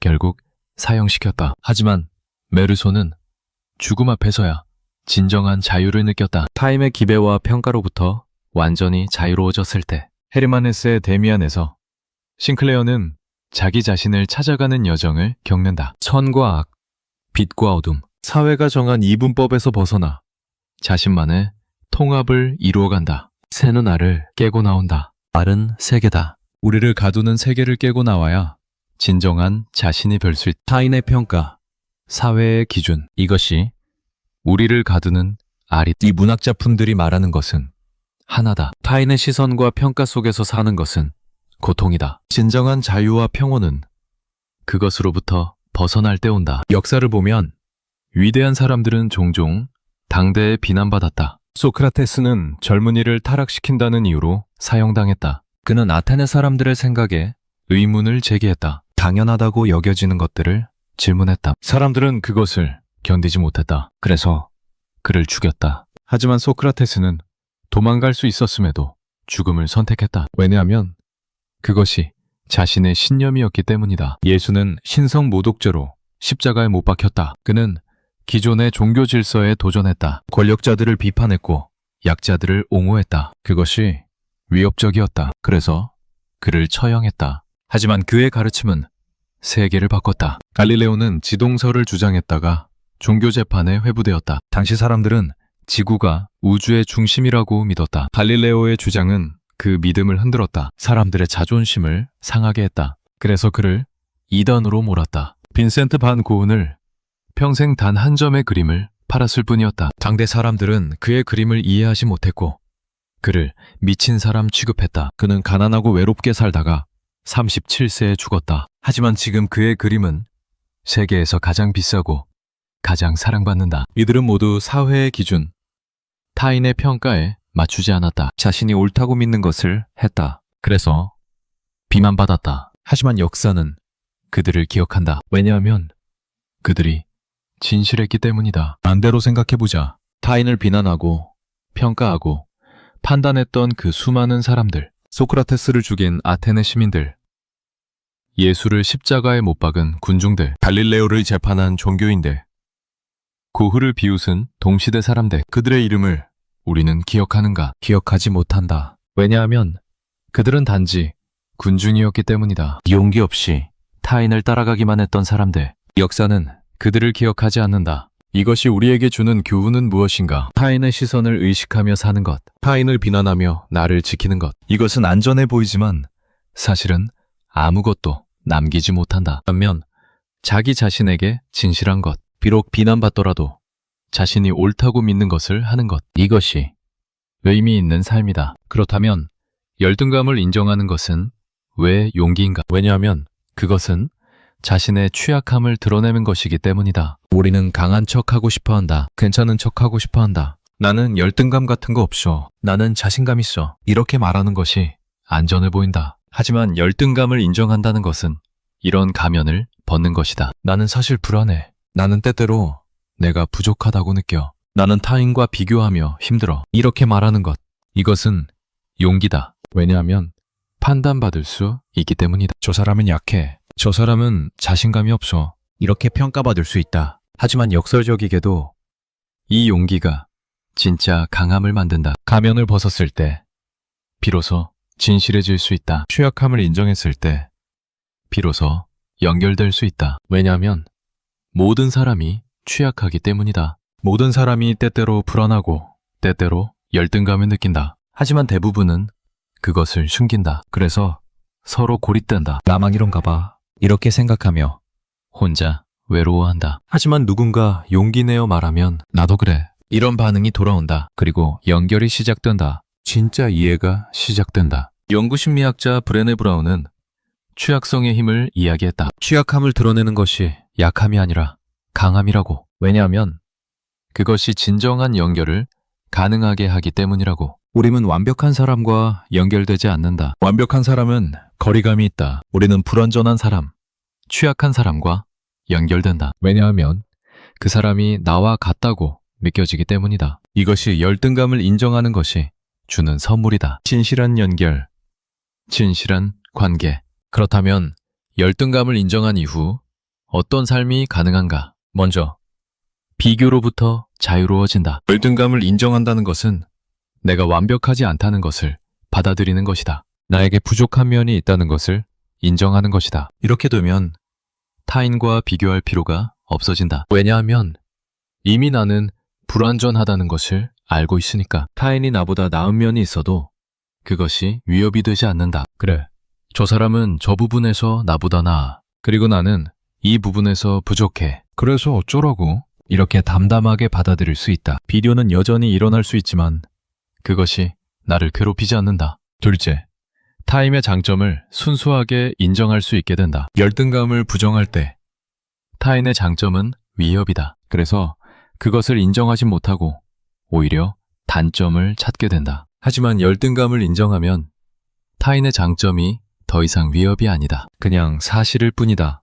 저 사람은 정말 그림을 잘 그려. 저 사람은 정말 말을 잘해. 이렇게 순수하게 인정할 수 있다. 그리고 이 인정은 관계를 변화시킨다. 관계는 나를 신뢰하게 된다. 진심으로 인정받는다고 느낀다. 그러면 관계는 깊어진다. 셋째, 배움이 가능해진다. 열등감을 부정할 때 나보다 나은 사람으로부터 배우기 어렵다. 왜냐하면 그 사람을 인정하는 것 자체가 나를 부정하는 것처럼 느껴지니까. 하지만 열등감을 인정하면 배움이 자연스러워진다. 나는 이 부분이 부족해. 저 사람은 이 부분이 뛰어나. 그렇다면 저 사람에게서 배우자. 이렇게 생각할 수 있다. 자존심이 상하지 않는다. 왜냐하면 이미 나는 불완전하다는 것을 받아들였으니까. 넷째, 진정한 자신감이 생긴다. 역설적으로 들릴 수 있지만 열등감을 인정하는 것이 자신감을 만든다. 가짜 자신감은 나는 완벽해 라고 우기는 것이다. 하지만 이것은 불안정하다. 왜냐하면 완벽하지 않다는 증거가 나타날 때마다 흔들리니까. 진짜 자신감은 나는 불완전해. 그리고 그것도 괜찮아 라고 받아들이는 것이다. 이것은 안정적이다. 왜냐하면 더 이상 증명할 것이 없으니까. 있는 그대로의 나로 충분하니까. 다섯째, 연민이 가능해진다. 내 안의 열등감을 인정하면 타인의 열등감도 이해할 수 있다. 아, 저 사람도 나처럼 불안한 거구나. 저 사람이 나를 비판하는 것도 사실은 저 사람이 힘든 거구나. 이렇게 이해할 수 있다. 그러면 화가 나지 않는다. 오히려 연민이 생긴다. 이 연민은 관계를 치유한다. 공격과 방어의 관계가 이해와 수용의 관계로 바뀐다. 여섯째, 평온이 온다. 증명하지 않아도 되고 경쟁하지 않아도 되고 숨기지 않아도 될 때 마음은 평온해진다. 더 이상 긴장하지 않아도 된다. 더 이상 경계하지 않아도 된다. 있는 그대로 존재할 수 있다. 이것이 진정한 쉼이다. 이것이 진정한 자유다. 이 모든 것이 열등감을 인정하는 용기로부터 시작된다. 이것을 인생 전체로 본다면 어떤 의미가 될까? 우리의 인생은 유한하다. 언젠가 끝이 온다. 그때 우리는 무엇을 기억하게 될까? 타인과 비교하며 보낸 시간들, 타인의 단점을 찾으며 보낸 순간들, 이것들을 기억하며 행복할까? 아마도 아닐 것이다. 오히려 후회할 것이다. 왜 나는 그렇게 살았을까? 왜 나는 진짜 중요한 것을 보지 못했을까? 반면 진실하게 산 순간들, 있는 그대로의 나를 보여준 순간들, 타인과 진심으로 연결된 순간들, 이것들을 기억하며 우리는 미소 지을 것이다. 그때가 좋았지. 그때 내가 진짜 살았구나. 인생의 마지막에서 돌아볼 때 무엇이 중요할까? 내가 타인보다 나았는가? 내가 얼마나 성공했는가? 이것들이 중요할까? 아니면 내가 얼마나 진실했는가? 내가 얼마나 사랑했는가? 내가 얼마나 연결되었는가? 이것들이 중요할까? 대부분의 사람들은 후자를 선택한다. 죽음을 앞둔 사람들이 후회하는 것은 더 많이 일하지 못한 것이 아니다.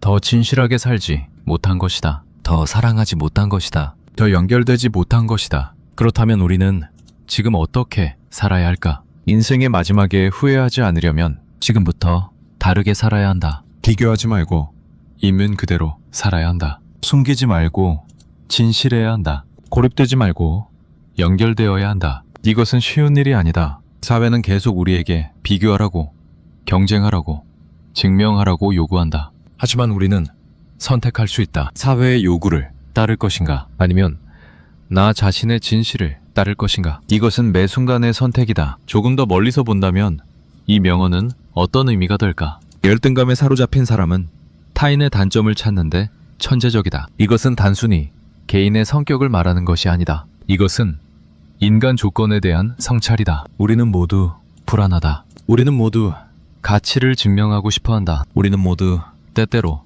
열등감을 느낀다. 이것은 약함이 아니라 인간됨이다. 문제는 이것을 어떻게 다루느냐다. 숨기고 부정하고 타인을 공격할 것인가, 아니면 인정하고 받아들이고 연민으로 대할 것인가. 첫 번째 길은 쉽지만 고통으로 이어진다. 두 번째 길은 어렵지만 자유로 이어진다. 역사를 보면 인류는 계속 성장해왔다. 의지적으로도 정신적으로도. 하지만 행복해졌는가, 평온해졌는가? 그것은 의문이다. 오히려 더 불안해진 것은 아닐까. 더 비교하고, 더 경쟁하고, 더 증명하려 하면서. 진짜 성장은 밖으로 확장하는 것이 아니라 안으로 깊어지는 것일지도 모른다. 더 많이 가지는 것이 아니라 더 적게 필요로 하는 것. 더 높이 올라가는 것이 아니라 더 깊이 내려가는 것. 더 증명하는 것이 아니라 더 받아들이는 것. 이것이 진짜 성숙일지도 모른다. 이것이 진짜 지혜일지도 모른다. 당신의 인생 전체를 돌아보자. 지금까지 당신은 무엇을 위해 살아왔는가? 타인의 인정을 받기 위해서였는가? 사회의 기준에 맞추기 위해서였는가? 아니면 당신 자신의 진실을 따르기 위해서였는가? 그리고 앞으로 남은 시간, 당신은 어떻게 살고 싶은가? 여전히 증명하며 살 것인가? 여전히 비교하며 살 것인가? 아니면 있는 그대로 살 것인가? 자유롭게 살 것인가? 선택은 당신의 것이다. 그리고 그 선택이 당신의 인생이 어떤 의미를 가질지 결정할 것이다. 쇼펜하우어의 이 짧은 문장은 단순한 관찰이 아니다. 이것은 초대다. 우리 자신을 들여다보라는 초대. 우리의 열등감을 인정하라는 초대. 그리고 그것으로부터 자유로워지라는 초대. 이 초대를 받아들일 것인가, 아니면 외면할 것인가. 그것은 당신이 결정할 일이다. 하지만 기억하라. 인생은 한 번뿐이고 시간은 흐른다. 지금 이 순간이 당신이 다르게 선택할 수 있는 순간이다. 열등감에 사로잡힌 사람은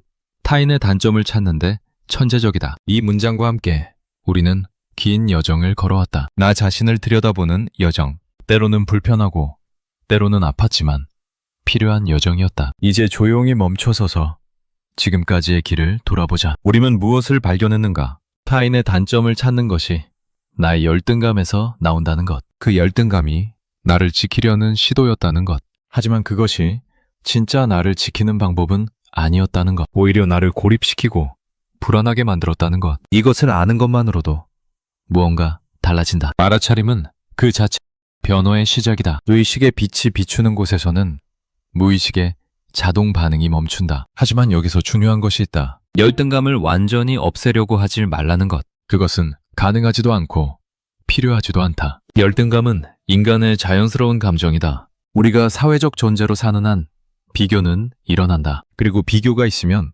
때때로 열등감도 느껴진다. 이것은 나쁜 것이 아니다. 꽃이 피고 지는 것처럼, 계절이 바뀌는 것처럼 자연스러운 일이다. 문제는 열등감 자체가 아니라 그것을 어떻게 대하느냐다. 열등감을 부정하고 숨기면 그것은 타인의 단점 찾기로 나타난다. 하지만 열등감을 알아차리고 인정하면 그것은 그냥 지나가는 감정일 뿐이다. 구름이 하늘을 지나가듯 감정도 마음을 지나간다. 아, 나는 지금 열등감을 느끼고 있구나. 이렇게 알아차리는 순간 이미 그 감정과 나는 분리된다. 나는 열등감이 아니다. 나는 열등감을 느끼고 있는 사람일 뿐이다. 이 차이가 중요하다. 열등감이 나라면 나는 열등한 존재다. 하지만 열등감을 느끼고 있을 뿐이라면 나는 여전히 온전한 존재다. 단지 지금 이 순간 이런 감정을 경험하고 있을 뿐. 마치 비가 오는 날에도 하늘은 여전히 하늘이듯이,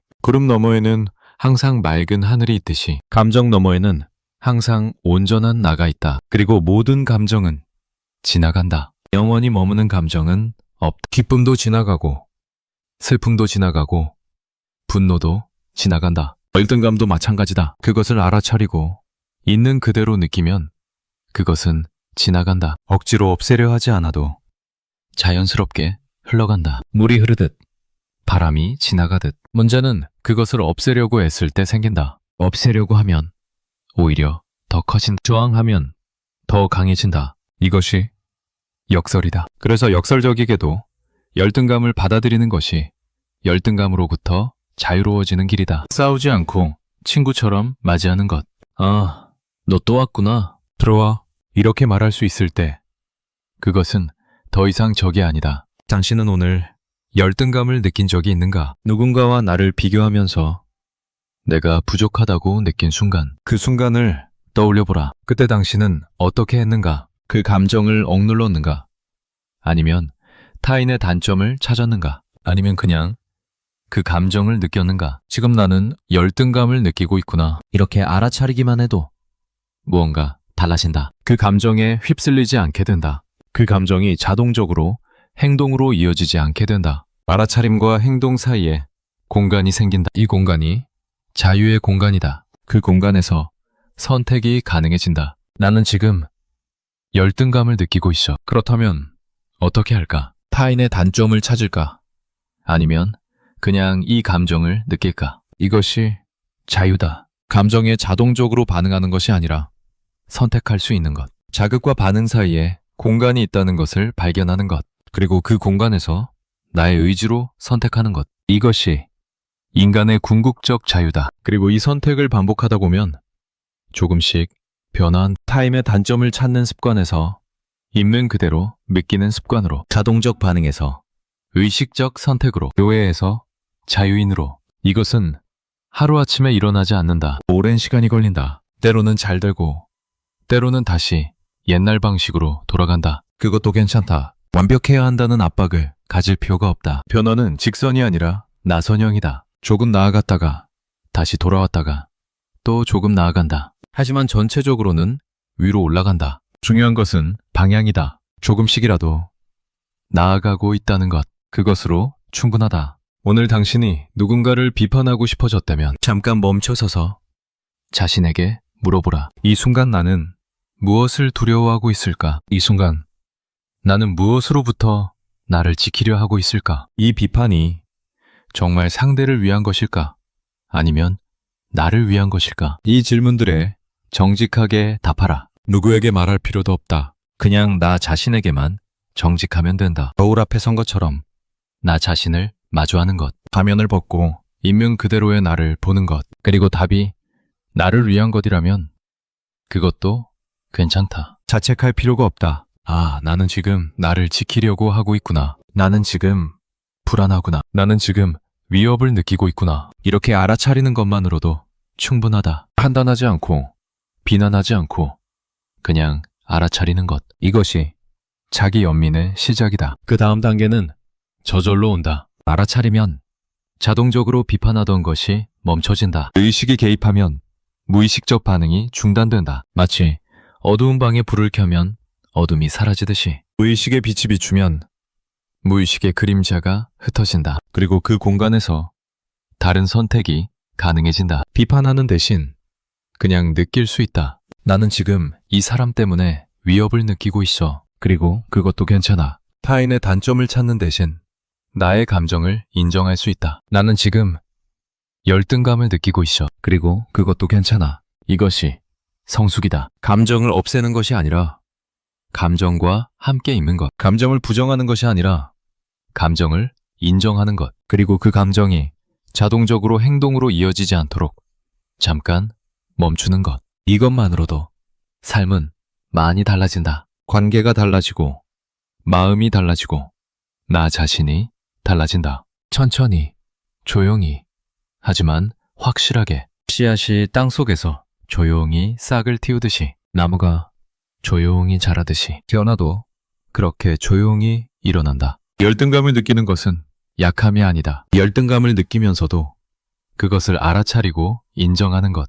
그것이 강함이다. 열등감을 느끼면서도 타인을 공격하지 않는 것. 그것이 성숙이다. 열등감을 느끼면서도 나 자신을 있는 그대로 받아들이는 것. 그것이 자유다. 용기는 두려움이 없는 것이 아니다. 용기는 두려움이 있어도 앞으로 나아가는 것이다. 마찬가지로 성숙은 열등감이 없는 것이 아니다. 성숙은 열등감이 있어도 그것에 휘둘리지 않는 것이다. 당신은 지금 무엇을 느끼고 있는가? 이 글을 읽으면서 어떤 감정이 올라왔는가? 불편함이었는가? 안도감이었는가? 아니면 둘 다였는가? 혹시 나도 그렇구나 라는 위안이 느껴졌는가? 아니면 나는 왜 이렇게 못났을까? 라는 자책이 올라왔는가? 어떤 감정이든 그 감정을 있는 그대로 느껴보라. 없애려 하지 말고 판단하지 말고 그냥 느껴보라. 감정은 메시지다. 우리에게 무언가를 말해주는 신호다. 열등감도 마찬가지다. 지금 나는 나 자신에 대해 확신이 없어. 지금 나는 내 가치를 의심하고 있어. 지금 나는 인정받고 싶어. 이런 메시지를 담고 있다. 이 메시지를 듣는 것, 그리고 그것에 연민으로 응답하는 것. 그래, 나는 지금 불안하구나. 그것도 괜찮아. 나는 완벽하지 않아. 그리고 그것도 괜찮아. 이것이 자기 연민이다. 타인에게만 연민을 베푸는 것이 아니라 나 자신에게도 연민을 베푸는 것. 나 자신을 친구처럼 대하는 것. 나 자신을 사랑하는 사람처럼 대하는 것. 이것이 치유의 시작이다. 우리는 종종 자신에게 너무 가혹하다. 나는 왜 이 모양이야? 나는 왜 이렇게 못났어? 나는 왜 변하지 못해? 이렇게 자신을 비난한다. 외면의 비평가가 끊임없이 나를 판단한다. 하지만 이런 비난은 도움이 되지 않는다. 오히려 상처를 더 깊게 만들 뿐이다. 필요한 것은 비난이 아니라 이해다. 나는 지금 힘든 거야. 그래서 이런 반응이 나온 거야. 나는 최선을 다하고 있어. 비록 완벽하지 않아도 이렇게 자신을 이해하는 것, 그리고 자신에게 친절한 것, 마치 좋은 친구에게 하듯이. 좋은 친구가 힘들어하면 우리는 비난하지 않는다. 너는 왜 그 모양이야? 이렇게 말하지 않는다. 대신 이렇게 말한다. 힘들구나. 괜찮아. 나도 그런 적 있어. 나 자신에게도 같은 방식으로 대할 수 있다. 나 자신의 가장 좋은 친구가 되는 것. 자기 연민은 자기 연민과 다르다. 자기 연민은 나는 가엾어. 나는 피해자야. 이런 식으로 자신을 약자로 만드는 것. 하지만 자기 연민은 나는 힘들어. 그리고 그것도 괜찮아. 이런 식으로 자신을 있는 그대로 받아들이는 것. 전자는 나를 약하게 만들지만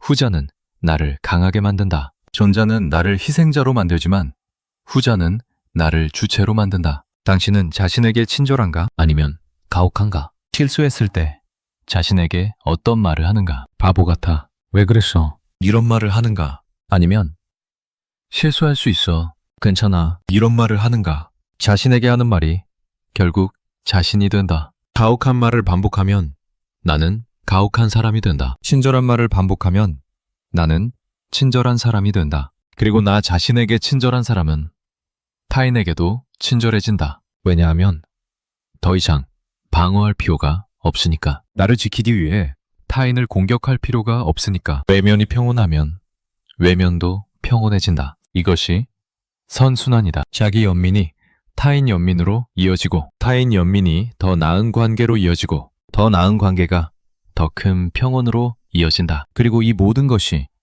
알아차림에서 시작된다. 아, 나는 지금 열등감을 느끼고 있구나. 이 작은 알아차림이 큰 변화를 만든다. 지금 이 순간 당신에게 필요한 것은 무엇일까? 더 많은 지식일까?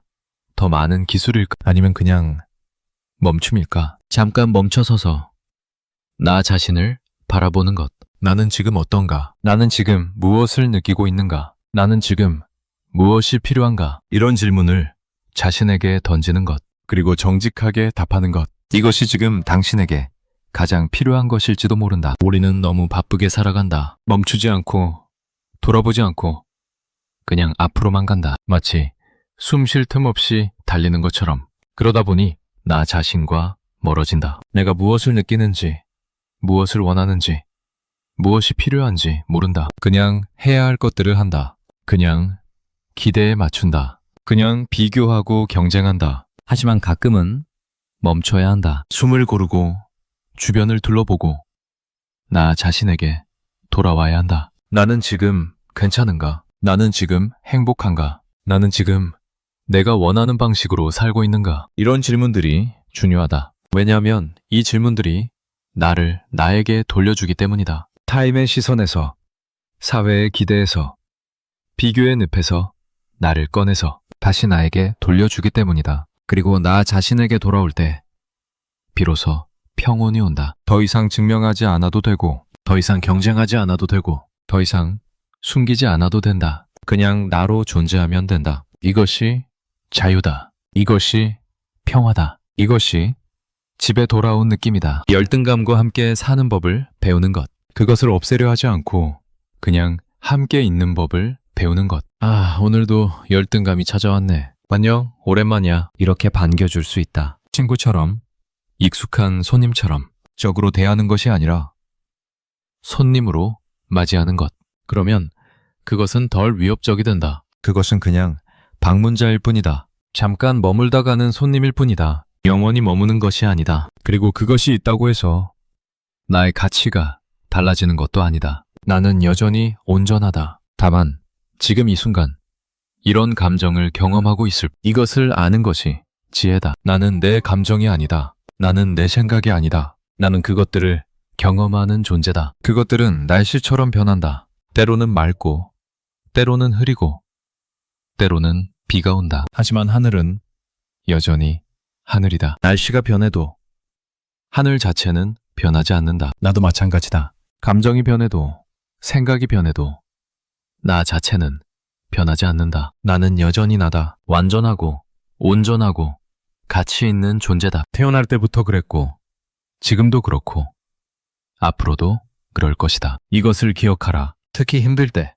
이것을 기억하라. 나는 괜찮아. 지금 이 순간이 힘들어도 나는 괜찮아. 쇼펜하우어의 이 문장을 다시 떠올려 보자. 열등감에 사로잡힌 사람은 타인의 단점을 찾는데 천재적이다. 처음 이 문장을 읽었을 때와 지금 느낌이 다른가? 처음에는 비난처럼 들렸을지 모른다. 나를 비판하는 건가? 나를 판단하는 건가? 하지만 이제는 이해처럼 들리지 않는가? 연민처럼 들리지 않는가? 그래.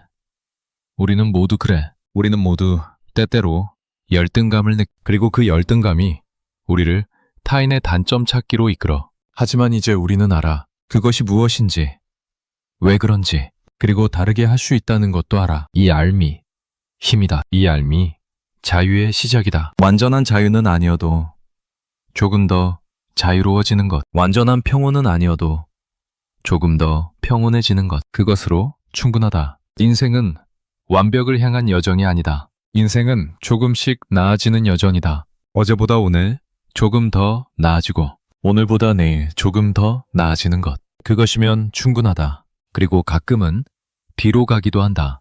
그것도 괜찮다. 완벽한 직선으로 나아가는 사람은 없다. 우리는 모두 지그재그로 간다. 앞으로 갔다가 옆으로 갔다가 때로는 뒤로도 가면서 하지만 전체적으로는 앞으로 가고 있다. 나선형 계단을 오르듯 같은 곳을 지나가는 것 같아도 조금씩 높아지고 있다. 그것이면 충분하다. 당신은 지금 어디에 있는가? 이 여정에서 당신은 어느 지점에 와 있는가? 아직 출발점에 있는가? 아니면 한참 걸어온 후인가? 어디에 있든 그것도 괜찮다. 중요한 것은 위치가 아니라 방향이다. 당신이 나아가고 있다면 그것으로 충분하다. 비록 천천히라도, 비록 힘들어도 나아가고 있다면 그것으로 충분하다. 그리고 가끔은 쉬어도 된다. 멈춰서서 숨을 고르고 주변을 둘러보는 것. 그것도 여정의 일부다. 항상 달릴 필요는 없다. 천천히 걸어도 되고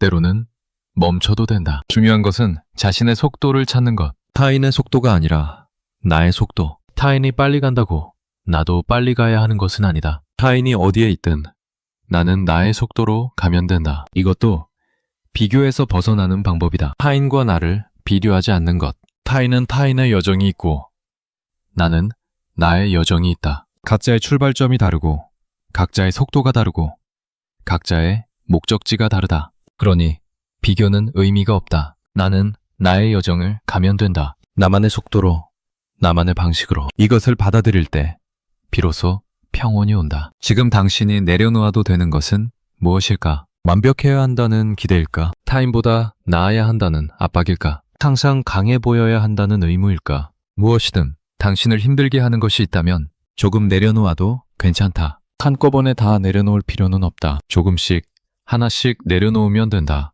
그리고 내려놓을 때마다 조금씩 가벼워진다. 조금씩 편안해진다. 조금씩 자유로워진다. 이것이 놓아버림의 힘이다. 붙잡는 것이 아니라 놓아버리는 것. 증명하려 하지 않는 것. 통제하려 하지 않는 것. 완벽하려 하지 않는 것. 그냥 있는 그대로 존재하는 것. 이것이 궁극적인 자유다. 오늘 하루를 떠올려보라. 당신은 오늘 몇 번이나 타인과 나를 비교했는가? 그리고 그 비교가 당신에게 무엇을 주었는가? 행복을 주었는가? 불안을 주었는가? 평온을 주었는가? 초조함을 주었는가? 정직하게 답해보라. 그리고 만약 그 비교가 당신을 힘들게 했다면 내일은 조금 덜 비교해보면 어떨까? 한 번이라도 덜 비교해보면 어떨까? 그것만으로도 조금 달라질 것이다. 작은 변화가 큰 차이를 만든다. 하루에 한 번 덜 비교하면 1년이면 365번이다. 그것이 쌓이면 삶 전체가 달라진다. 하지만 숫자에 집착할 필요는 없다. 목표를 세울 필요도 없다. 나는 하루에 몇 번만 비교해야지. 이런 식의 계획은 오히려 부담이 된다. 그냥 알아차리기만 하면 된다. 나는 지금 또 비교하고 있네. 이렇게 알아차리는 것, 그것만으로도 충분하다. 알아차림이 반복되면 자연스럽게 변화가 온다. 억지로 바꾸지 않아도 저절로 바뀐다. 이것이 자연스러운 변화다. 억지로 만든 변화는 오래가지 못한다. 하지만 자연스럽게 온 변화는 지속된다. 그러니 서두르지 마라. 조급해하지 마라. 그냥 알아차리기만 하면 된다. 그리고 그 알아차림을 반복하면 된다. 매일, 매 순간. 나는 지금 이러고 있구나. 이렇게 알아차리는 것. 그것이 전부다. 그리고 그것으로 충분하다. 지금 이 순간. 당신의 마음은 어떤가? 편안한가? 불편한가? 가벼운가? 무거운가? 고요한가?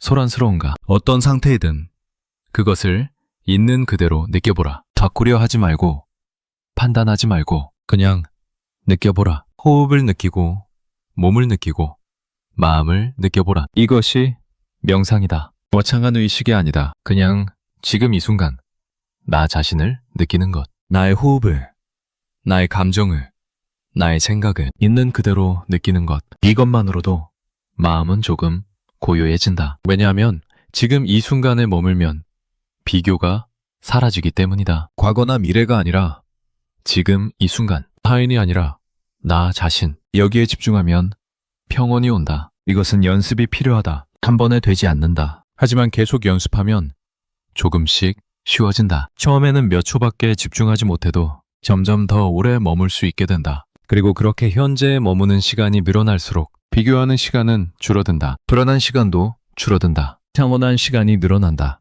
이것이 삶의 질을 바꾼다. 당신이 오늘 이 글을 읽은 것은 우연이 아닐 것이다. 어쩌면 당신은 이미 알고 있었을지도 모른다. 타인의 단점을 찾는 것이 나의 열등감에서 나온다는 것을. 그것이 나를 힘들게 한다는 것을. 하지만 알면서도 멈추지 못했을 것이다. 그것이 습관이었으니까. 그것이 익숙했으니까. 이제 조금씩 다르게 해볼 수 있다. 완전히 바꾸려 하지 말고 조금씩 다르게. 한 번에 하나씩.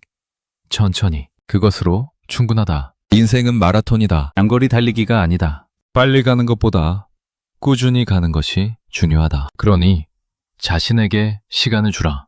자신에게 인내를 주라. 자신에게 연민을 주라. 당신은 충분히 잘하고 있다. 비록 완벽하지 않아도, 비록 아직 멀었어도 당신은 충분히 잘하고 있다. 지금 이 순간 당신에게 가장 필요한 태도는 무엇일까? 더 강해지는 것일까? 아니면 더 부드러워지는 것일까? 더 노력하는 것일까? 아니면 더 받아들이는 것일까? 더 증명하는 것일까?